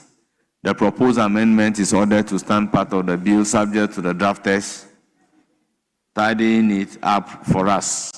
Yes, Chairman of the committee, your last amendment to clause 5. No, last but one. Yeah, last but one. So, amendment proposed, subclause 1, add the following new paragraph after paragraph G. A representative of traditional authorities nominated by the National House of Chiefs.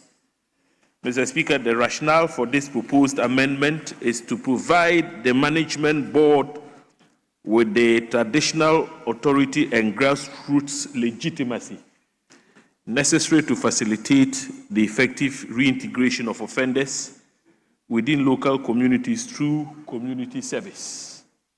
So we recognize the importance. The proposed amendment is for the consideration of the House. Honourable members, any further amendment? I'll put a question. As many as are in favor, say aye.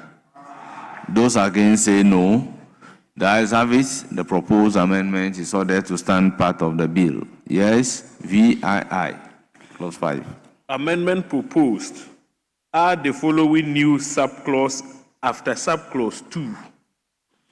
The minister shall, in making an appointment under this section, have regard to gender balance. Mr. Speaker, the rationale is simple and straightforward. It is to provide for compliance with the Affirmative Action Gender Equity Act 2024 and ensure gender sensitivity.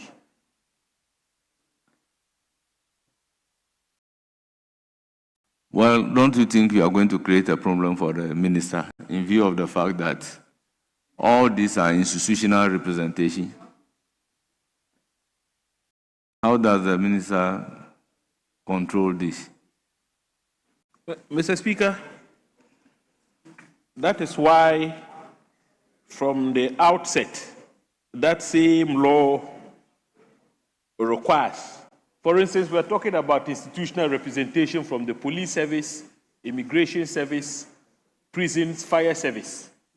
If the appointments are streamlined, if gender mainstreaming is adhered to, then at this point where the minister has to take into account gender considerations, he shouldn't be constrained. No, but this one, you are imposing the obligation on the minister. Yes. So if it happens that in the hierarchy, you are saying the person should not be below the Deputy Comptroller General, and unfortunately, all are men or all are women, and you come to the police service, the commissioners and the deputy commissioners are all one sex. Definitely, the law is saying that the representative of the institution must not go below that particular rank. And the minister is not going to tell the Ghana Police Service or the Ghana Immigration Service that bring this particular person. They do their nomination to represent. So if you are giving this particular obligation to the minister to ensure, the minister may have a difficulty. Yes, Majority Leader. Yeah, Mr. Speaker, you know, our own legislation passed by this Parliament imposes an obligation to meet certain quotas when it comes to employment and appointments. And so, once agencies are under you, and the law says that in constituting a board, you must ensure gender balance, it becomes your responsibility as a minister to engineer the various agencies to have the requisite number of women well positioned to occupy that place. So if you write a letter to Ghana Immigration Service and say, bring me a deputy director, not below the rank of X, it now becomes the responsibility of Immigration Service, if they don't have one, to immediately promote one to that rank and now present that person to you for appointment. So by legislating it, we as a parliament have assisted for women to be given opportunities, you know, so that they can serve on the board. I'm all in favor of this. Yes, my worry is imposing that obligation on the minister. Yes, because the agencies that we have enumerated are all under that minister. So the agencies are all under that minister. And so he has to choose among the various agencies which of them he's assigning the responsibility to provide the women who will constitute the numbers that will ensure gender equity. So it's all the agencies are under the same minister. Fire service, immigration, prison service, and then which other one? And then police. They're all under the same minister. So he has to balance it and say, okay, I'll take two women. So one will come from immigration, one will come from fire service, then for the men, police service, and then, you know, so the minister should do that. Let's innovate and have this provision. Yes. Thank you, Mr. Speaker. I agree that we maintain this amendment, that the minister, in making an appointment under this section, have regard for gender balance. Yes, of course, about 3 of the agencies, police, immigration, and the other relevant agency under the Ministry of Interior have interactions with the ministerial oversight of the minister. In addition to that, the minister has occasion to influence 2 more representations, even one, the national coordinator of the secretariat, and a representative of the Ministry of Interior, not below the rank of a director. So in ensuring all these appointments are made, it is incumbent on the minister, in line with international best practice of affirmative action, which this parliament is a very strong advocacy for, including your good self, that in an event where it turns out that all these representations, institutional representations, turn out to be of only one gender, the minister, in considering the appointment of the other 2, which are now even under his direct, purview, must have such sensitivity to ensure that there is gender balance, or at least there is representation we are from both. speaking the same language. I am only talking about the practicality of it. Yeah, so Mr. Speaker, the practicality of it is that he doesn't have a free role. You are there because you are a deputy controller general. You are there because you are a deputy commissioner. You understand? So that is institutional representation. So you don't have a hand to say that this. What the majority leader said, that you can promote somebody to that particular position to be able to send the person to represent. Would that be in line with their promotion criteria? Oh, Mr. Speaker, that is also another problem.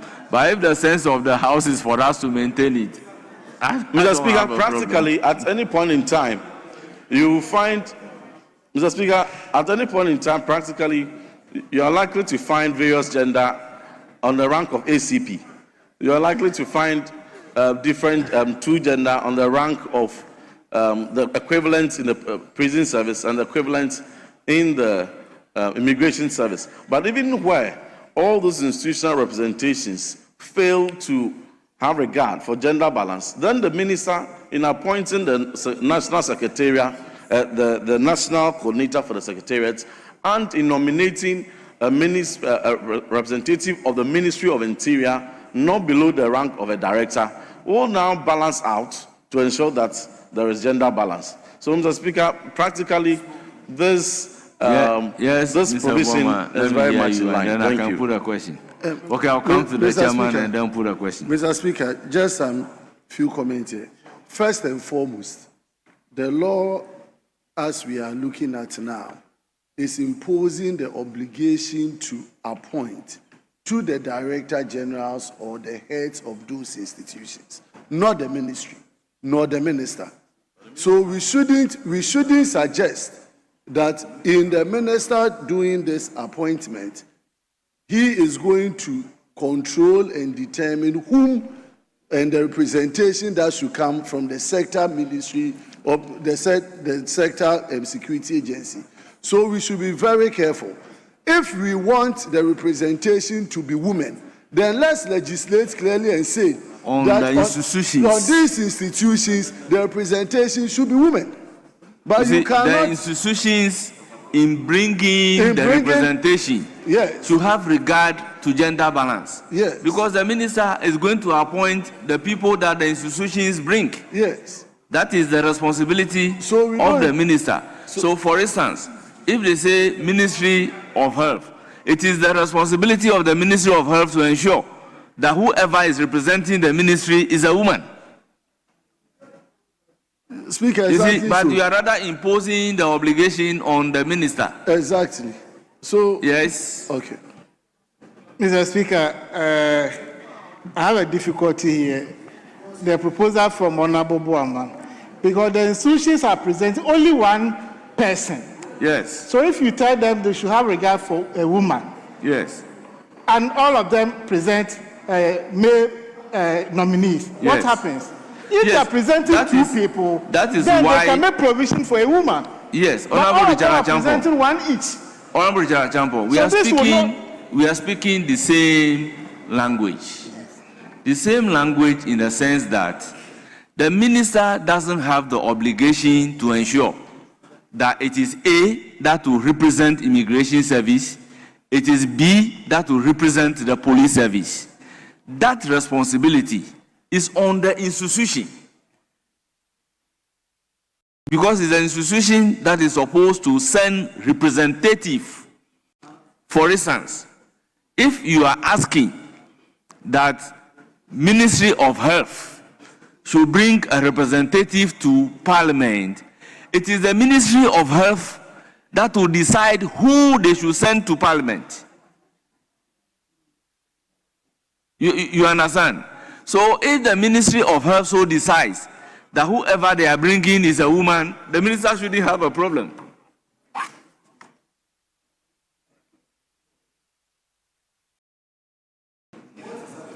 Then, if you are not careful, we will give the opportunity for the minister to still influence the appointment process.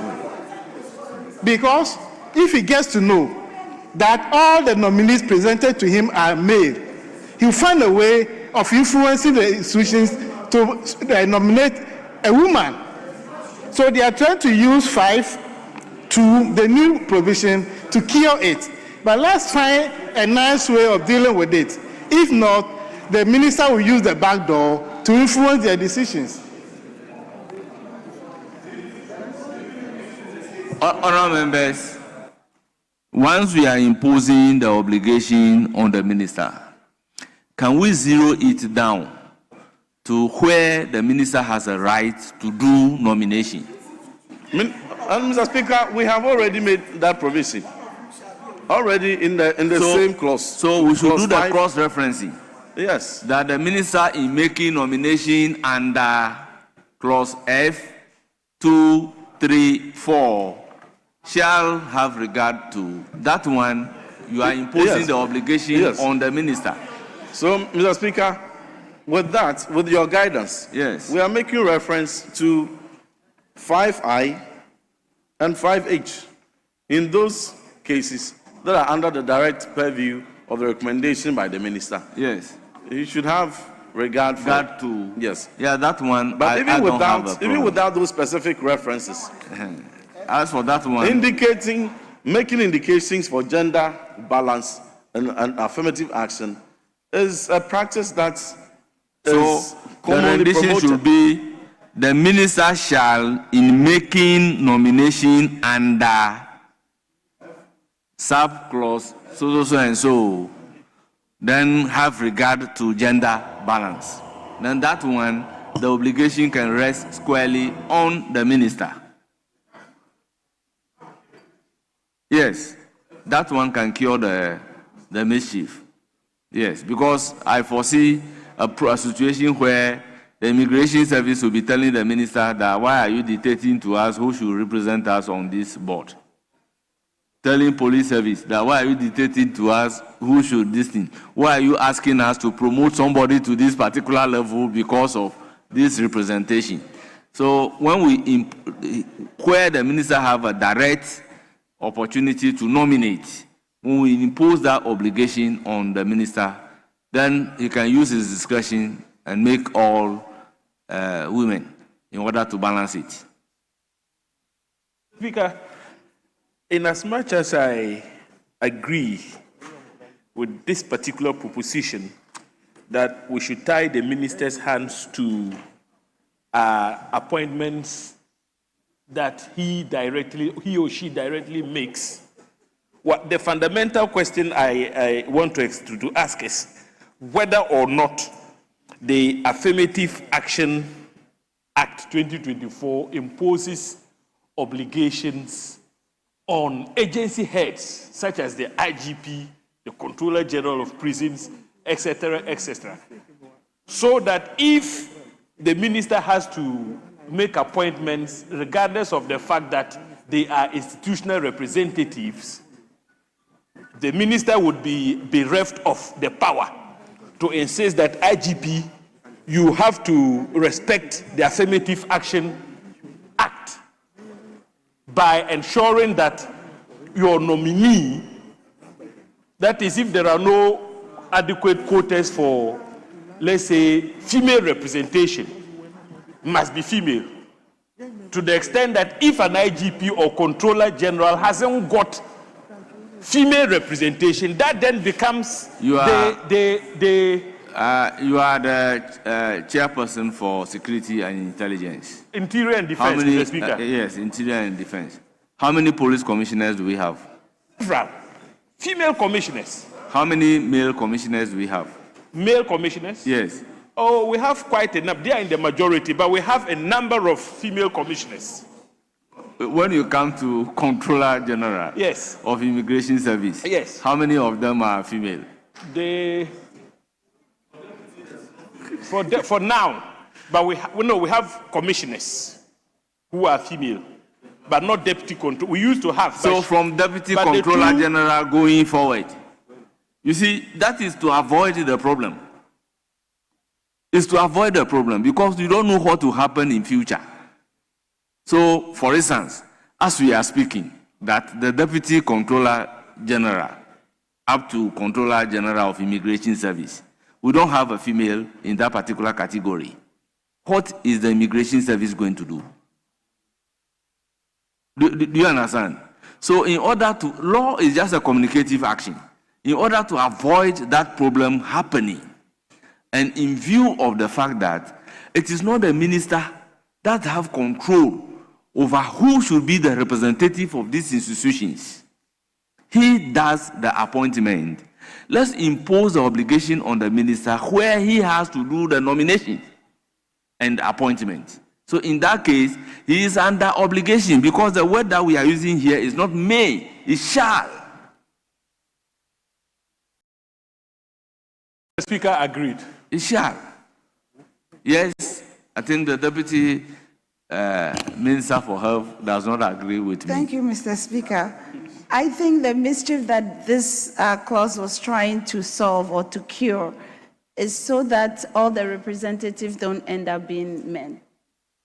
Yes. So this one, all the representatives will not end up being men in the sense that the minister has a say in nominating. I think that even from where the institutions are bringing in the representative, we need to build into it so that even if... Let me ask you this question. As we speak right now, currently, if you are to appoint a person below the rank of Deputy Controller General, there is no female in that particular category, what will the minister do when it is shall? Leader said then he promotes a woman and the woman is representing. You see, you are going to distort the promotion criteria. That will be more problematic. You see, for me, what will happen is that I'm on the same rank with you. We all deserve to be promoted. We have to attend promotion interview. But as a result of this, you are going to promote a woman over men. That will bring a problem in the structure. You understand? But the minister has the power to nominate, unfettered power to nominate. So in doing his nomination, he can decide that all the people that I'm going to nominate should be female. Because it's imposing obligation that shall. But if you impose the obligation and there is a difficulty getting from the category like that of the immigration service, then there is a challenge. You pose a challenge to the minister. So you pass the law, all right, but you have a difficulty in having the law implemented. A typical example, when we passed the law on affirmative action, we stated that by 2026, female representation in parliament should be 30%. What is the female representation in parliament? Is it up to 30%? So how? Is the law being implemented? Do we want to pass a law which will remain in our books, or we want the law being implemented? Because we indicated on this floor that at the material time that we are passing the law, you can count the number of female who file nomination to contest election. And it is not the case that all of them will win the election. So the law that we are passing to say that 30% by 2026 should be female. Meanwhile, it is only 2028 that will be doing another election. How do we achieve that 30% representation? It ends up to be 14%. So are we operating in accordance with the law? Yes or no? So we will pass a similar law. Owing to this, it will not materialize. That is the worry. So the minister has opportunity to nominate, not institutional representation. The minister can nominate. So those that the minister has a right to directly nominate, let the minister do that, having regard to gender balance, so that we can leave the institutions that whoever is occupying that particular position, you understand? Then the person comes to represent. For instance, if today you are looking for a deputy minister of health to represent the health ministry, the occupant of that particular position is a female. So automatically, it's going to be the female occupying that particular position. On the other hand, if you are looking for a deputy minister of health, and the deputy minister of health is a male, automatically, once the law says deputy minister, it is that deputy minister that will go. That is the understanding of institutional representation.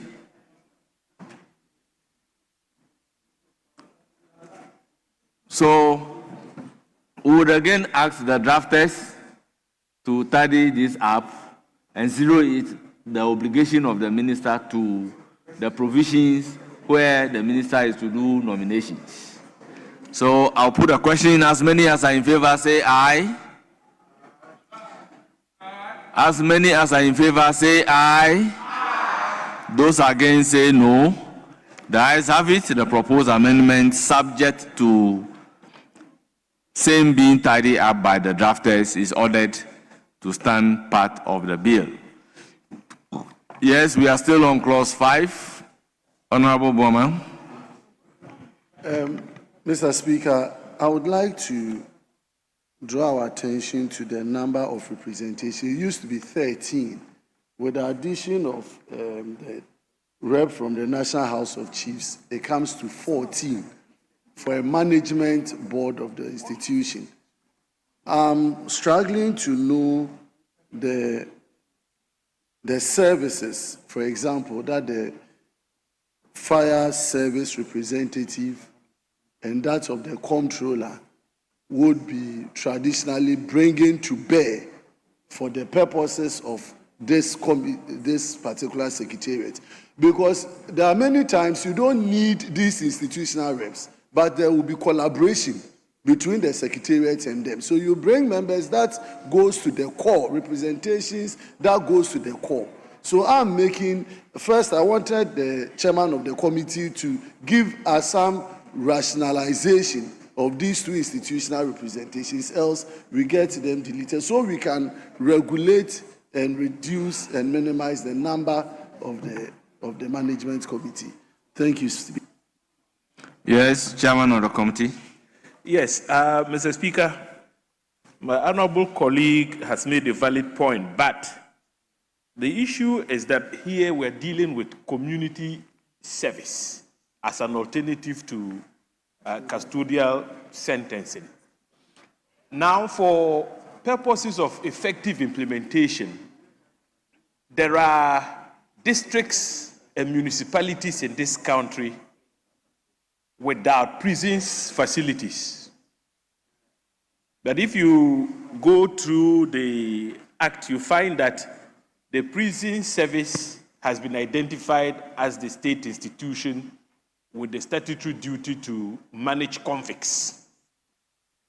But they have sister security agencies, so that in areas where you don't find the prisons, you definitely find fire service or immigration service or the police service.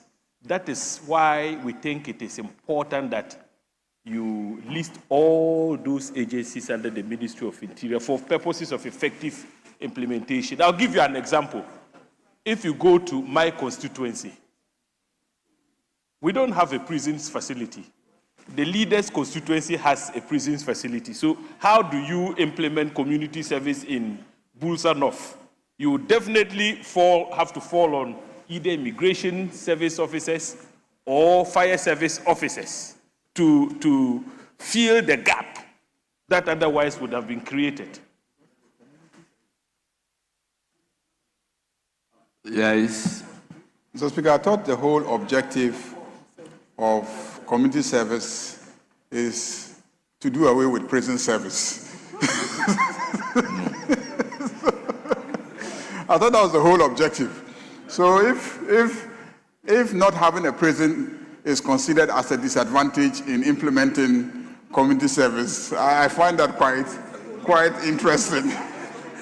So for municipalities and districts that don't have prisons, I think that the absence of prison officers on the board shouldn't be a problem.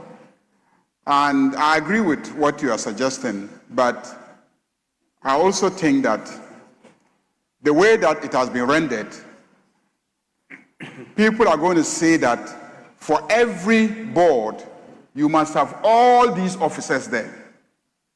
So it actually will make it more expensive, because then your district will have to look to Navrongo to provide a prison officer to be on the board of your district. Let's say Zebila will have to look to Boku for a prison officer to be on the board of Binduri and Zebila and then Garut Impane and then etc. So if you want to couch it so that you have representation from that service, if that service has a presence in that district, then the rendition will have to be different. Because that's what I'm getting from your explanation. That if that service has a presence in the district, then they will provide representation to constitute the board. But the way it is rendered, it means that for every board to actually be complete, it must have representation from all these services, whether or not that service has a presence in that district or municipality. So, Mr. Speaker, yes, the leader's point I can appreciate, but for purposes of practice, what is the practical situation on the ground? And here we have to take into account the overall population of our prison service. It is.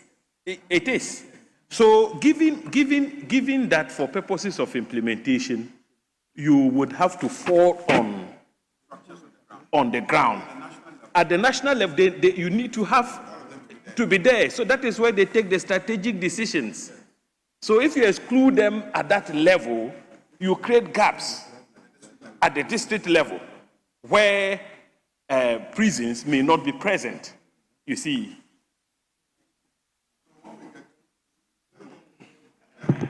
Okay. So, Speaker, just a brief final comment on this.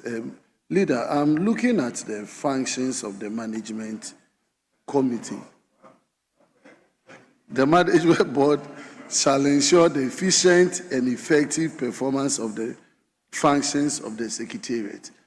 And as you rightly said, I was also linking it to the establishment of this at the regional and the district level, where you have all of these institutions representation. So if in the wisdom of the committee and the sponsor of the bill, they think that we need all of these institutions to be present for the management of this particular job to be fully executed, I don't have any hesitation. Very well. Very well. So, honourable members, in the absence of any further consideration, I'll put a question. Yes.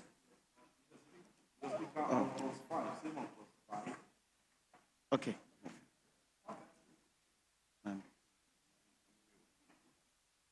Same on clause 5. The representation needs to be stratified. For instance, we're saying that the representative of the IGP or an officer not below the rank of ACP. But when it comes to immigration, we are saying that the Controller General of Immigration or his rep not below the rank of Deputy Controller General, which is just a rank beneath. So in stratifying that, I propose an amendment that the representative of the Controller General not below the rank of a Deputy Commissioner. Deputy Commissioner. The Deputy Commissioner has about 3 ranks, and these are all very senior roles. And any of these... Which clauses are you referring to? Clause First, 5. you refer to C. Clause 5. C. The Inspector General of Police or a representative of the Inspector General of Police not below the rank of Assistant Commissioner of Police nominated by the Inspector General of Police. Very well, Mr. Speaker. So reference to that in FV, yes. My proposal is that the Controller General of Immigration, not with reference from the F, of course, a representative of the Controller General of Immigration, not below the rank of a Deputy Commissioner of Immigration nominated by the Controller General, so that they are all in sync and in line, because those regimental positions are aligned. So Assistant Commissioner of Police is equivalent to that. Assistant Commissioner Police.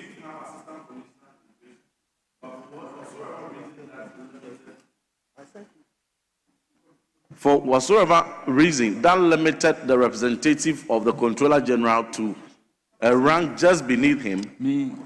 My position. No, we have commissioners. We have commissioners in immigration. So from Controller General, come to Deputy Controller General, you come to Commissioner, Deputy Commissioner, and then Assistant Commissioner.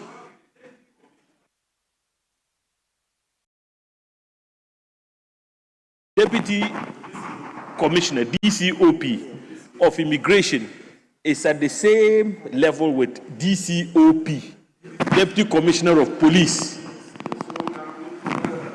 But here, Here, they've pegged it at ACP, Assistant Commissioner of Police.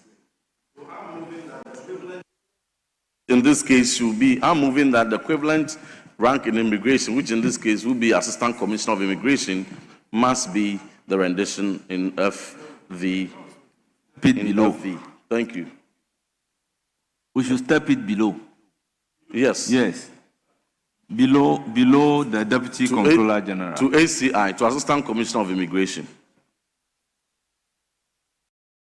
That's the FV.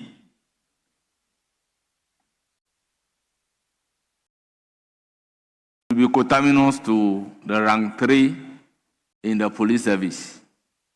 But this one remains the second rank. Yes.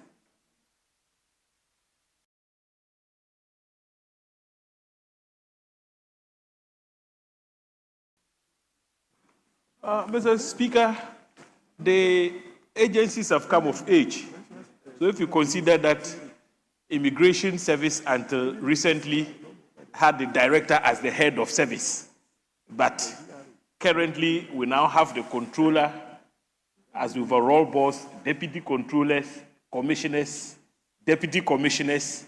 They've aligned their ranking system to that of the police. Yes. So I think I would agree with my ranking member. So I intend to relax the rules and take this particular amendment into consideration and put a question again on this amendment regarding clause 5FV. So, Honorable Ntim Fojo, move your amendment and I'll put a question on it.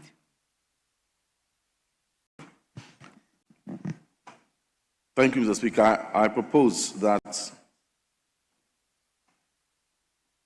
clause 5FVI be read, the Controller General of Immigration, not below the rank of Assistant Commissioner of Immigration Service nominated by the Controller General. I so move. As many as are in favor say aye. Aye. Those against say no. The ayes have it. The proposed amendment to clause 5FV is ordered to stand part of the bill. Now I'll put a question on entire clause 5. As many as are in favor of clause 5 standing part of the bill say aye. Those against say no. The ayes have it. Clause 5 is ordered to stand part of the bill. Clause 6. Functions of the Management Board. Mr. Speaker, we have no proposed amendments. It is for the consideration of the House. Honourable members, any proposed amendment? In the absence of any amendment, I'll put a question. As many as are in favor of clause 6 standing part of the bill say aye. Those against say no. The ayes have it. Clause 6 is ordered to stand part of the bill. Clause 7. Duties and liabilities of a member of the Management Board. Chairman of the committee. Mr. Speaker, we have no proposed amendment. It is for the consideration of the House. Honourable members, any proposed amendment to clause 7? In the absence of any proposed amendment, I'll put a question. As many as are in favor of clause 7 standing part of the bill say aye. Those against say no. The ayes have it. Clause 7 is ordered to stand part of the bill. Clause 8. Tenure of office of members of the Management Board. Chairman of the committee. Mr. Speaker, we have no proposed amendments. It is for the consideration of the House. Yes, Honorable Boama. Mr. Speaker, if you go back to the appointment of the members of the board, he says that the minister shall, on the authorization, and I mean here 5, 1 each, the 2, 5, 2. The minister shall, on the authorization in writing of the president, appoint members of the management board. So I'm having difficulty as to how the president would directly may, in writing, that is 8.5, address to a member, revoke the appointment of the member. I'm having difficulty with the appointment process and the revocation of the members' appointment. I believe that the revocation should be under the authorization of the minister rather than the president. Look at Article 1952. Article 1952. No, but that is, sorry.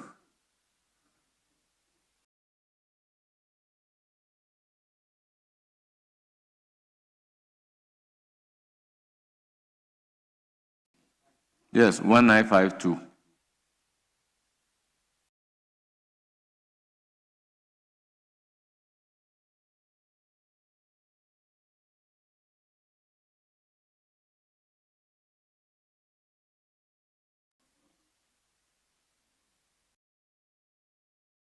So, read it. Speaker, with your permission, I read 1952. Yes. Of the Constitution. The President may, subject to such conditions as he may think fit, delegate some of his functions under this article by directions in writing to the Governing Council. Yes. Concerned or a committee of the Council. Yes. Or to any member of that Governing Council or to any public officer. 3, the power to appoint persons to hold or act in an office in a body of higher education, research, or professional training shall vest in the Council of That one is different. So if you read 1951, the President has the exclusive reserve to do the appointment. Now, 2 is saying that the President may, however, delegate this particular power. But the fact that the President has delegated the power does not take away the ultimate responsibility. So if the law is saying that though you are appointing, if a position becomes vacant, I give you the authority to appoint. Inform me of that particular vacancy. I don't think it is in violation of the Constitution. Yes, Honorable Ntim. Yeah, rightly so, Honorable Speaker. I think that the very legitimate concern of my colleague, respected colleague, is addressed in Clause 21, where it talks about the appointment of the National Coordinator. Herein, the President shall, in accordance with Article 195 of the Constitution, appoint a National Coordinator for the Secretariat. Yes. So in that regard, that concern is taken care of, because the President appoints and under same condition has the power to revoke. So the President, even in appointing the National Coordinator, can choose to delegate that particular power to the Minister. But the ultimate responsibility is not taken away from the President. So I'll put a question on Clause 8. As many as are in favor say aye. Those against say no. The ayes have it. Clause 8 is ordered to stand part of the bill. Clause 9. Meetings of the Management Board. Chairman of the committee. Mr. Speaker, we have no proposed amendments. It is for the consideration of the House. Honourable members, any proposed amendment to Clause 9? In the absence of any proposed amendment, I'll put a question. As many as are in favor of Clause 9 standing part of the bill, say aye. As many as are in favor of Clause 9 standing part of the bill, say aye. Those against, say no. The ayes have it. Clause 9 is ordered to stand part of the bill. Clause 10. Disclosure of interest. Chairman of the committee. Mr. Speaker, we have no proposed amendments. It is for the consideration of the House. Honourable members, any proposed amendment to Clause 10? In the absence of any proposed amendment, I'll put a question. The question, therefore, is as many as are in favor of Clause 10 standing part of the bill, say aye. Those against, say no. The ayes have it. Clause 10 is ordered to stand part of the bill. Clause 11. Establishment of committees. Chairman of the committee. Mr. Speaker, no proposed amendments. It is for the consideration of the House. Honourable members, any proposed amendment to Clause 11? In the absence of any proposed amendment, I'll put a question. As many as are in favor of Clause 11 standing part of the bill, say aye. Those against, say no. The ayes have it. Clause 11 is ordered to stand part of the bill. Clause 12. Allowances. Chairman of the committee. Mr. Speaker, we have no proposed amendments. It is for the consideration of the House. Honourable members, any proposed amendment? In the absence of any proposed amendment, I'll put a question. As many as are in favor of Clause 12 standing part of the bill, say aye.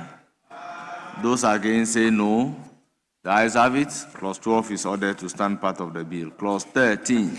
Policy directives. Chairman of the committee. We have no proposed amendments. Thank you. It is for the consideration of the House. Honourable members, any proposed amendment? In the absence of any proposed amendment, I'll put a question to clause 13. As many as are in favor of clause 13 standing part of the bill, say aye. As many as are in favor of clause 13 standing part of the bill, say aye. Aye. Those against, say no. The ayes have it. Clause 13 is ordered to stand part of the bill. Yes. Majority Leader.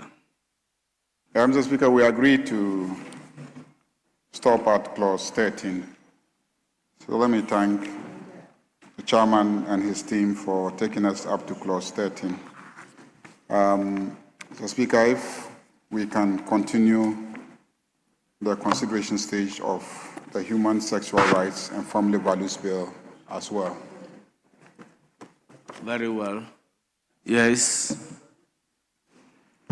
Speaker, I'm not opposed to the application by the majority leader for us to suspend consideration on this bill, since there was an agreement to end it at clause 13. But, Mr. Speaker, I would want to strongly propose to the leader of the House to make room for us to winnow the bill, though we've started. I have some very serious proposed amendments, but I feel that it can be of greater value if we discuss it at winnowing so that we can build consensus prior to coming to the House. Because, Mr. Speaker, this bill is talking about community service.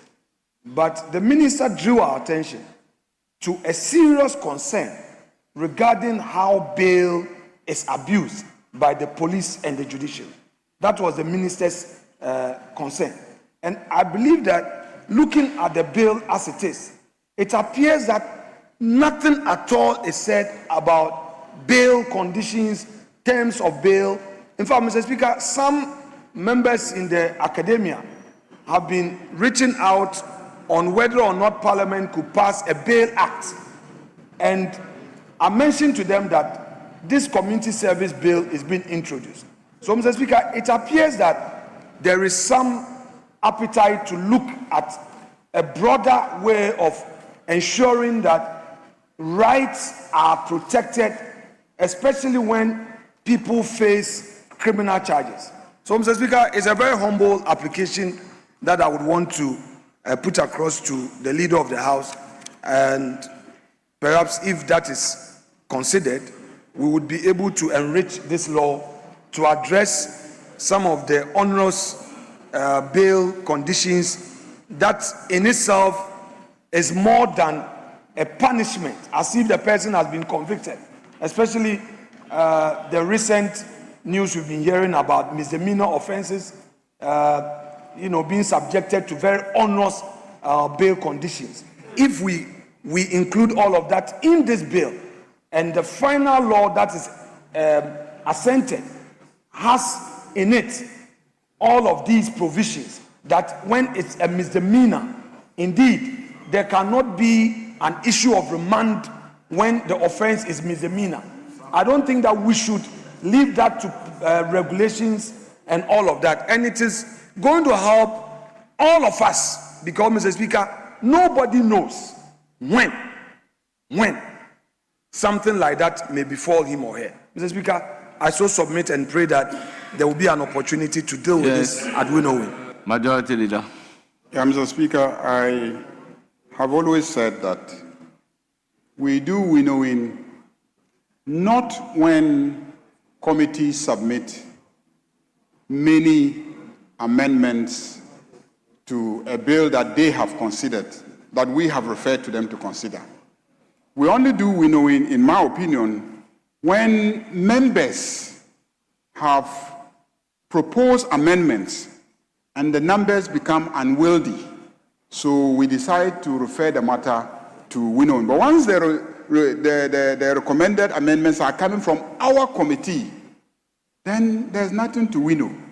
So if you want us to do any winnowing, you will have to advertise your amendments.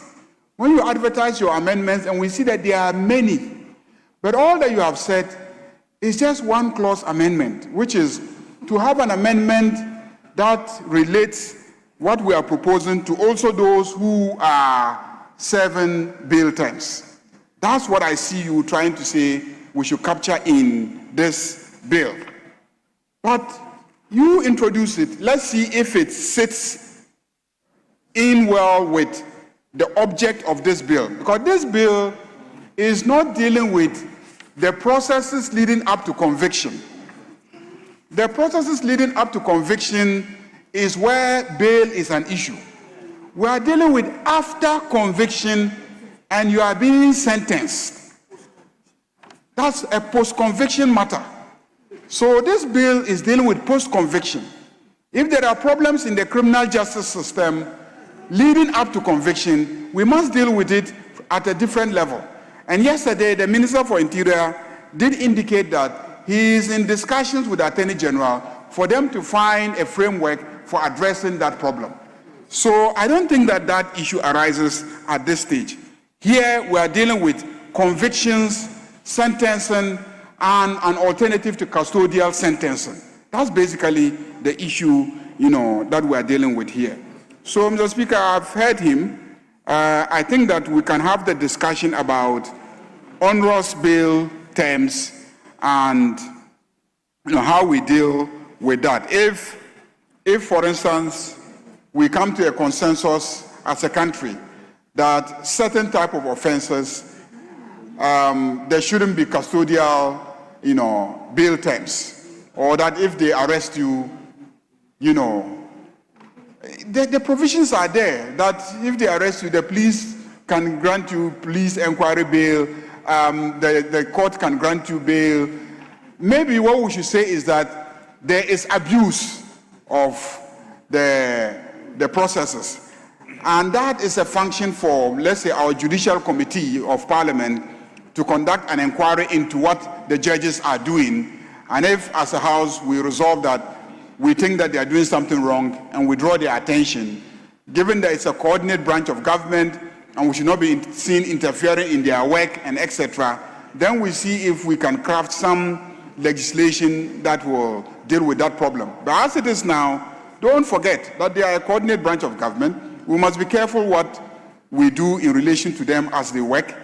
Our job is to pass the legislation. Once we've passed the legislation, giving them the discretion, when they exercise the discretion, it becomes difficult for you to want to take them on, because at that point you will be unduly interfering in the work of a coordinate branch of government, and that is a problem.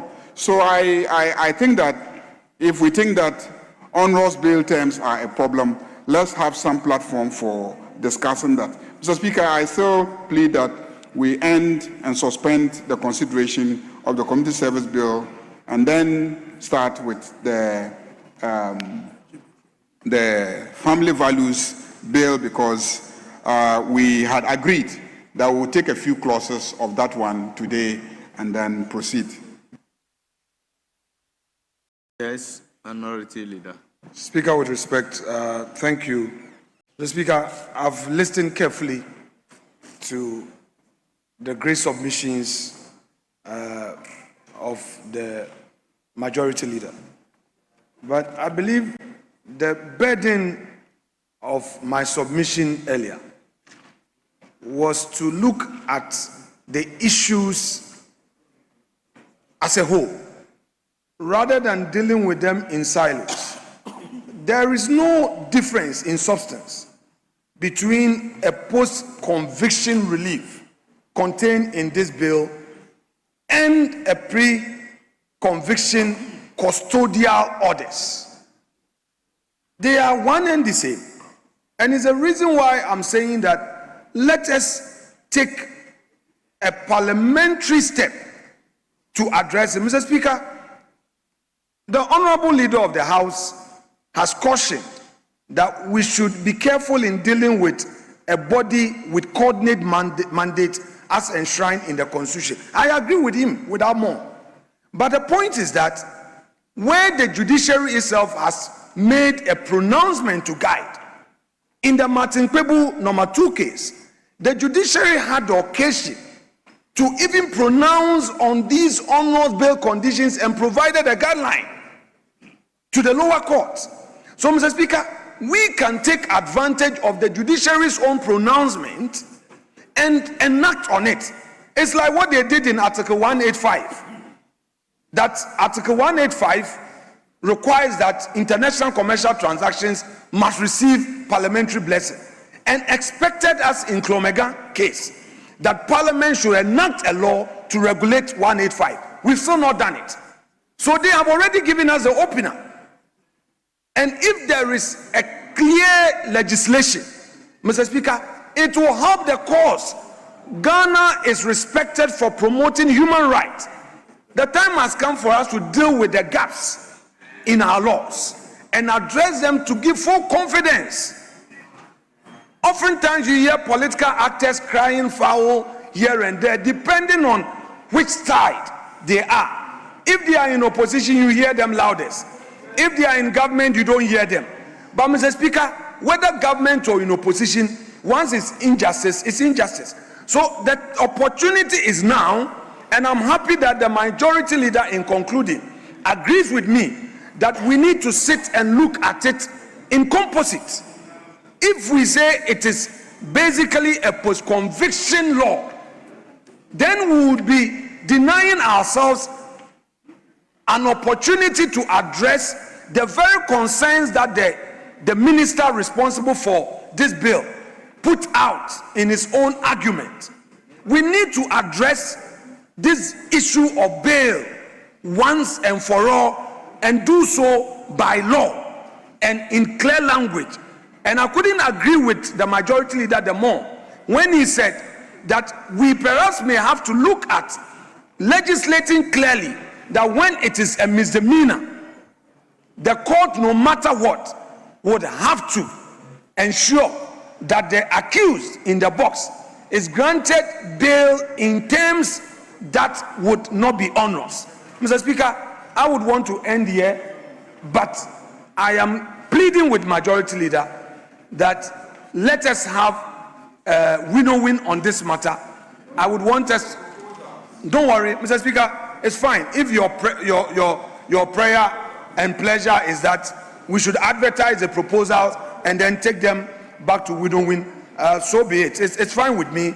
We'll deal with it. But at least I agree, I understand that fundamentally you agree with the issues, because, Mr. Speaker, without sounding political, 2028 is just around the corner. We don't know what's going to happen in 2029. Maybe if we do it well, it's going to benefit you. Tomorrow, Mr. Speaker, it's most likely, because you don't have a leader now, we have. So it's most likely that you're likely going into opposition, and this law would protect you against any injustice. Yes, I miss government. Honorable members, I think this is not an issue that we should debate.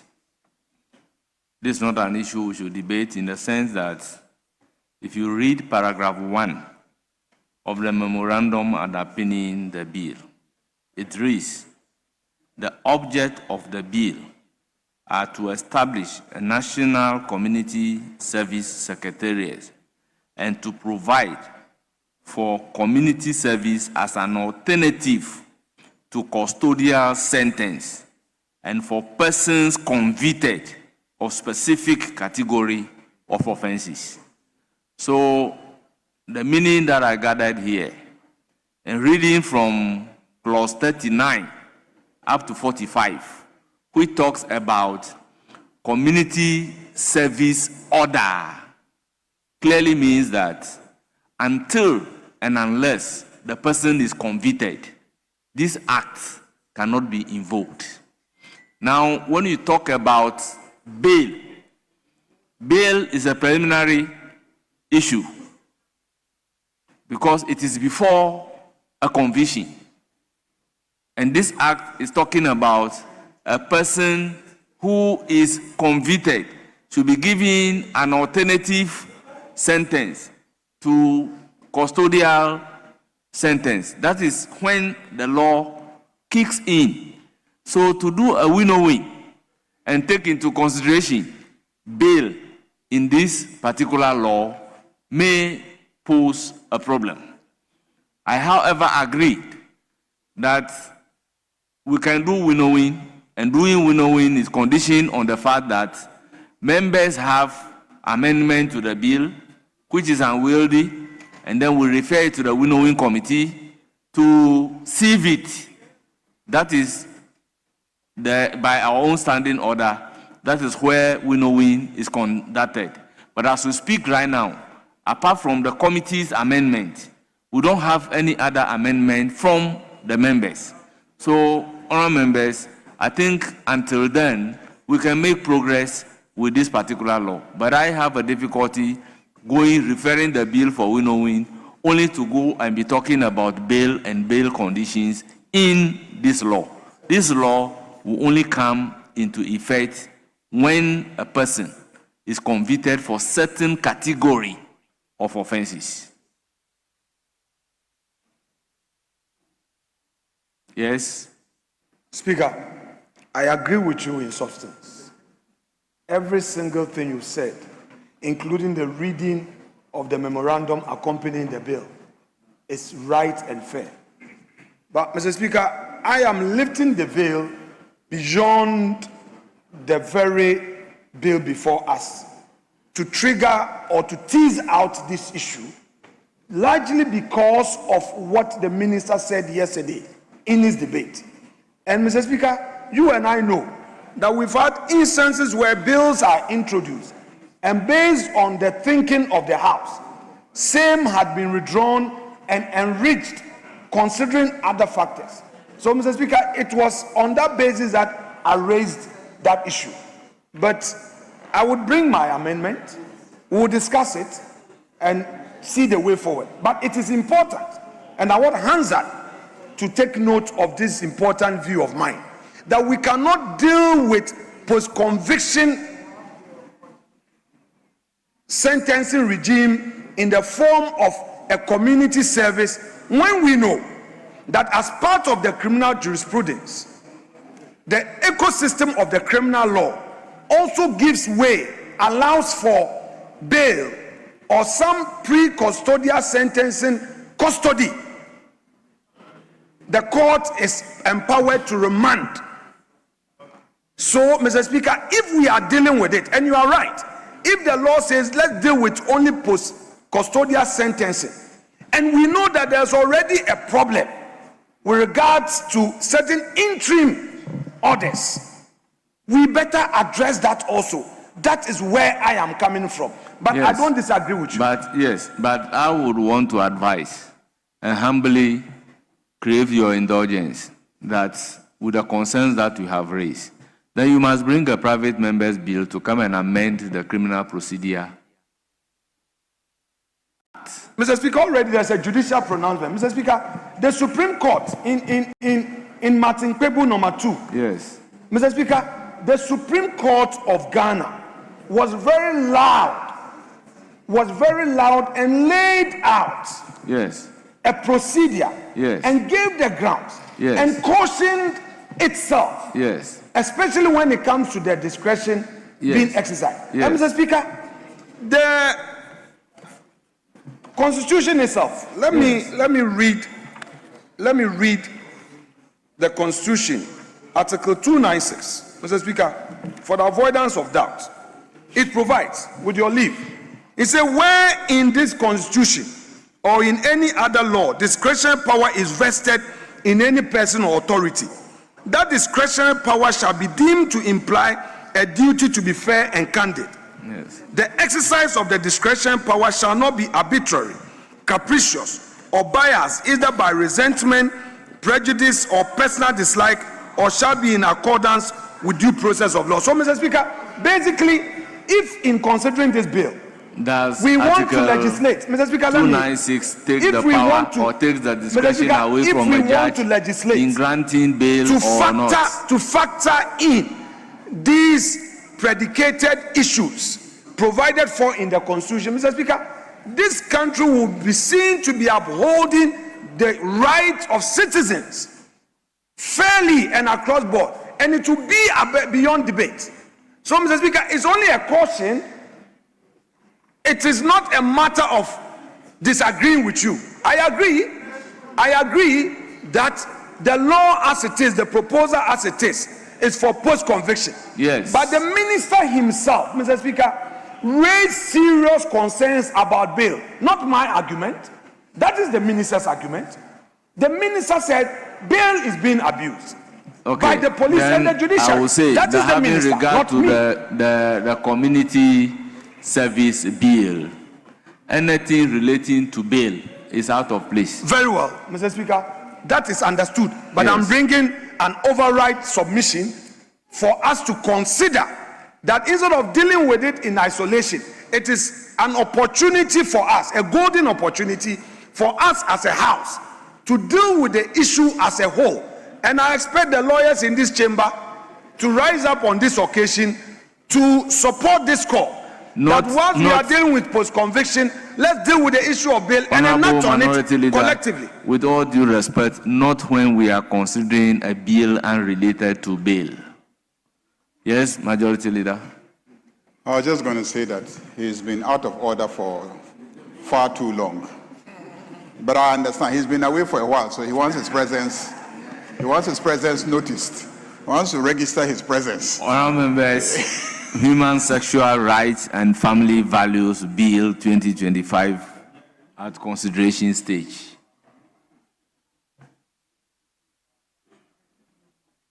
Okay.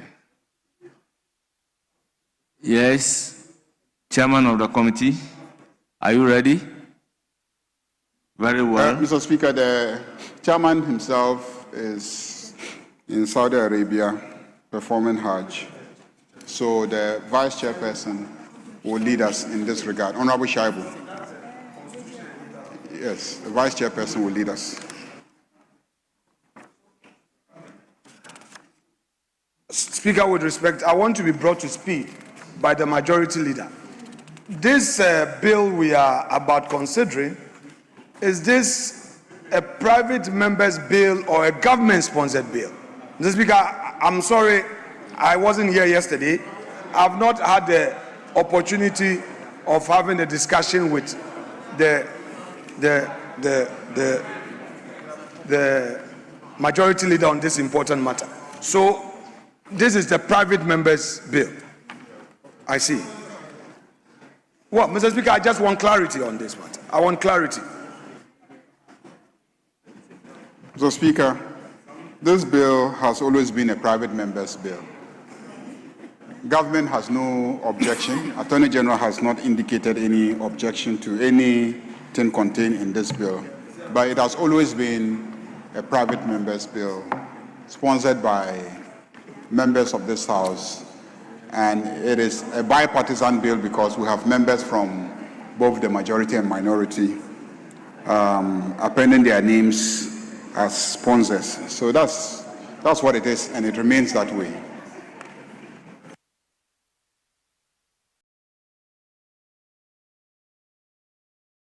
Speaker, with respect, this is a House of Records. The majority leader says that government is not opposed to this bill, and the Attorney General likewise has expressed no objection. I just want to know the terms of such submission. Is he saying it in terms of a written record to this Parliament or a no objection memo to that effect? I just want clarity, since he's the leader of government. Honourable Minority Leader, when you are confronted with a bill and the bill is a private member's motion, whether the consent by the government, the consent by the Attorney General is in writing or not, is neither here nor there. So we'll proceed with the bill. Clause 1. Application. Chairman of the committee. Thank you, Mr. Speaker. Clause 1, amendment proposed. Paragraph A, opening phrase. Delete who holds out as and insert who identifies, openly represents that person or professes as. I so move. Honorable members, the proposed amendment by the Vice Chairman of the committee is for the consideration of the House. Any further amendment? In the absence of any further amendment, I'll put a question on the proposed amendment emanating from the Vice Chairman. As many as are in favor say aye. Those against say no. Honourable members, the ayes have it. The proposed amendment is ordered to stand part of the bill. Yes? Mr. Speaker, Clause 1, amendment proposed, paragraph C, line 4, after except, delete, where the procedure is intended to correct a biological abnormality, including intersex, and insert in the case of intersex. I so move, Mr. Speaker. Honourable members, the proposed amendment is for the consideration of the House. Any further amendment? In the absence of any further amendment, I'll put a question. As many as are in favor, say aye. Those against, say no. The ayes have it. The proposed amendment is ordered to stand part of the bill. Yes, Minority Leader. Speaker, I want to seek your guidance. Mr. Speaker, you as a practitioner knows that in our courts, we are told that preliminary legal objection can be raised at any stage of trial. I don't know of Parliament. You know, Mr. Speaker, you are in charge of the law. Mr. Speaker, may I know your view regarding the raising of a preliminary legal objection as to whether a parliamentarian can be stopped by virtue of the stage at which a matter can be raised, or we can apply that rule in court mutatis mutandis in parliamentary practice. I need your guidance to enable me to make an application. This is a House governed by rules. So whatever you want to do, if it is premised within our rules, you will be permitted to do so. I think that first and foremost, this House is governed by the Constitution. I believe that at any stage in the work of this Parliament, if there is obvious violation of the Constitution, any member can raise it and have the Speaker provide an indication what should be the proper thing to do.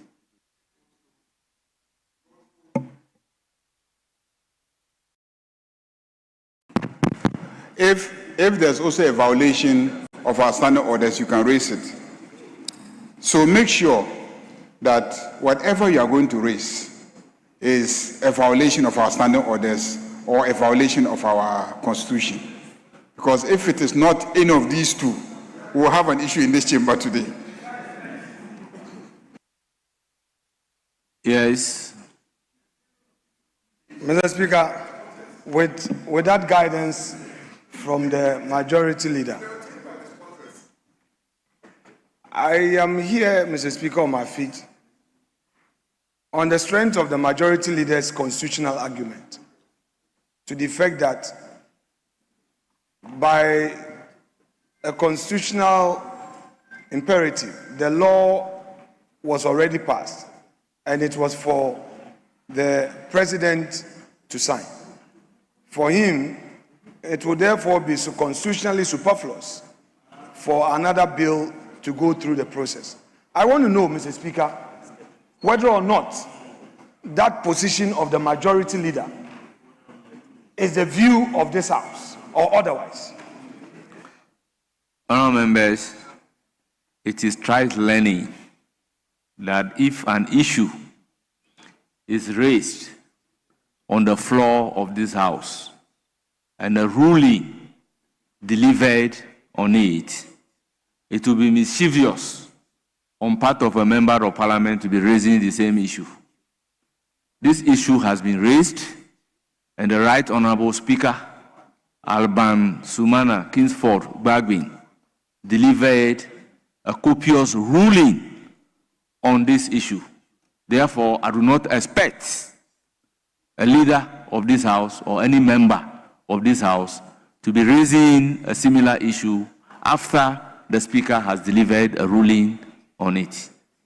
If you are aggrieved by a ruling delivered by the Speaker, I believe as members of Parliament, we know what to do.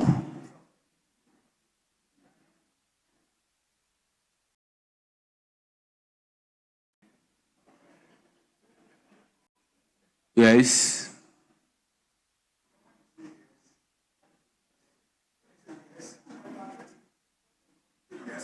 That cannot amount to a threat. Well, that cannot amount to threat.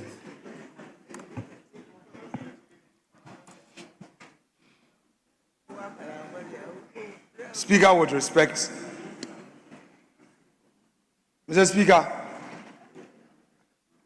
can an application be repeated? I understand that when you want to challenge a ruling, you file the right process. But application can be repeated. When your application is denied, you can repeat an application. And the majority leader has not departed from his own application. And, Mr. Speaker, can the same application be repeated in the circumstance? That is why, in speaking, I indicated clearly that in our parliamentary rules, if a matter is raised and a ruling delivered on it, that issue is foreclosed, except when you are aggrieved with the ruling. Then what you should do is per our rules. Minority Leader, you are forcing me to say that you are completely out of order. I don't want to say it, but on this occasion, I will want to say that you are deliberately, completely out of order. Yes, Majority Leader. Mr. Speaker, he is not out of order innocently. Mr. Speaker, he is guilty of obstructing the passage of this bill. He doesn't want this bill passed. And so he will be raising all sorts of issues to impede the passing of this bill. But I want to assure him that this bill will be passed. And when it is passed, the President will give his assent. There will be no directive to the clerk of this Parliament to cease and desist presenting the bill to the Presidency. There will be no threat to the clerk of this Parliament. So please let us take the bill through the consideration stage. This Parliament has indicated to Ghanaians that within the next 2 weeks, fortnight, we want this bill passed. So cooperate with us and let's pass the bill. Honourable members, I'll put a question on the second amendment by the chairman of the committee. Honourable Minority Leader, I have indulged you. Mr. Speaker. I have the Mr. patience Speaker, for you. I have listened for you. He's made certain litigation must come to an end. Indeed, Mr. Speaker, he is the majority leader. If it were to be me, you would demand that the right thing to be done. Mr. Speaker, let's be fair. He cannot impute improper motive.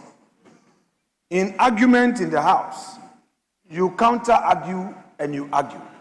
You cannot impute improper motive. Mr. Speaker, that submission must be ordered, Mr. Speaker, and same must be expunged from the So, I agree. So, the statement that Honorable Alexander Afenyo-Markins does not want the bill to be passed and he is deliberately obstructing, I ordered it to be expunged from the record.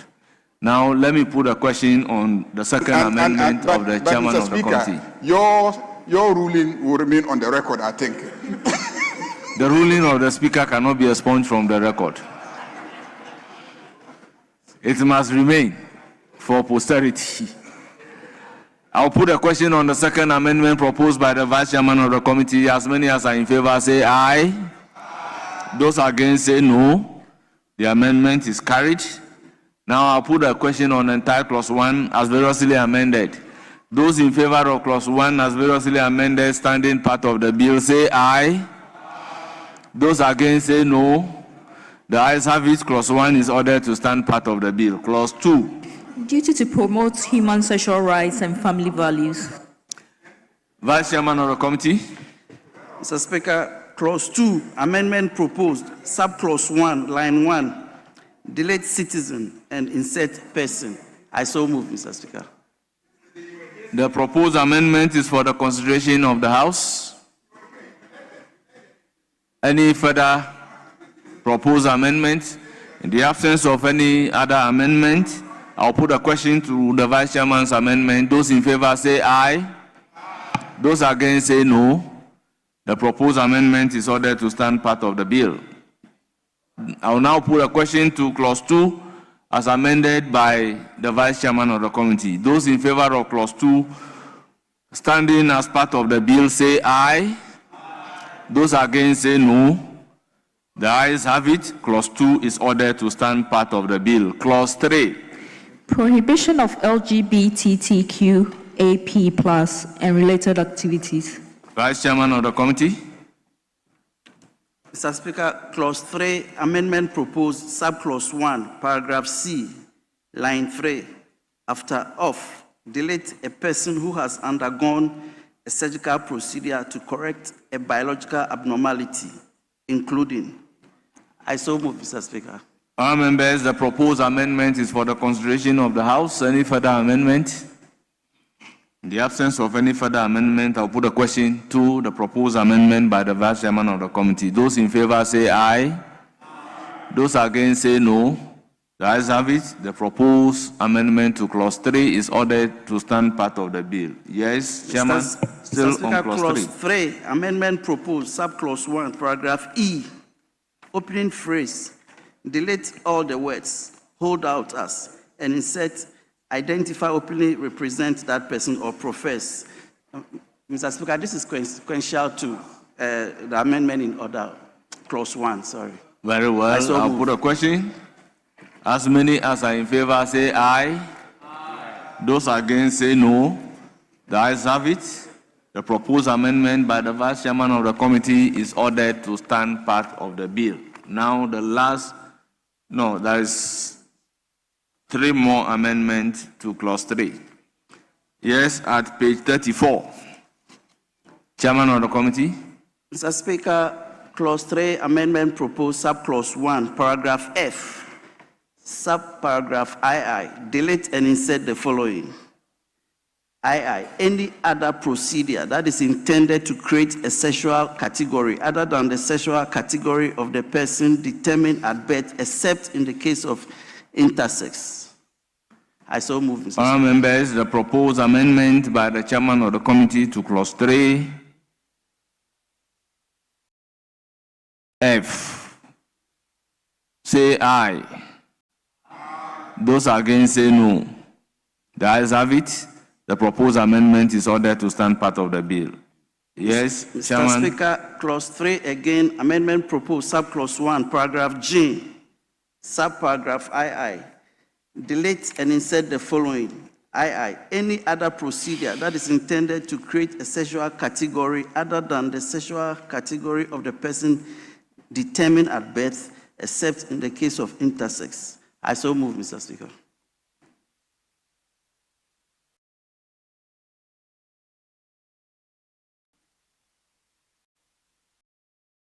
Very well, I'll put a question. As many as are in favor say aye.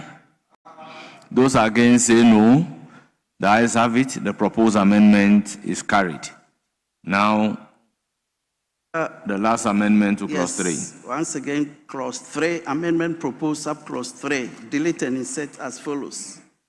Mr. Speaker, as captured at page 34, paragraph LXXVII. I so move, Mr. Speaker.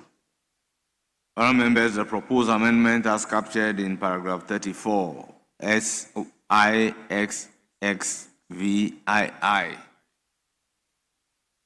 Any further proposal? In the absence of any further proposal, I'll put a question. As many as are in favor say aye. Those against say no. The ayes have it. The proposed amendment is ordered to stand part of the bill. I'm looking at the sponsors who are not responding to the question.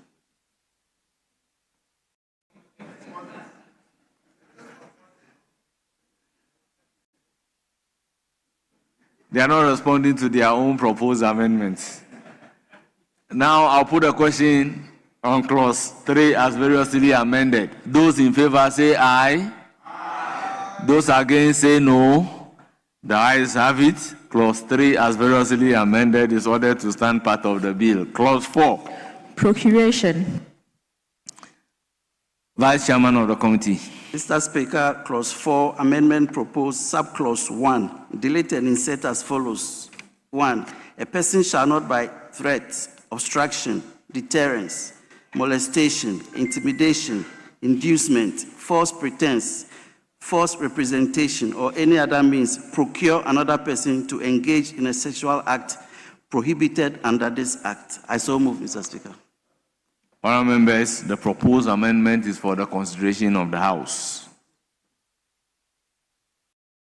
I'll put a question. As many as are in favor of the proposed amendment say aye. Aye. Those against say no. The ayes have it. The proposed amendment is ordered to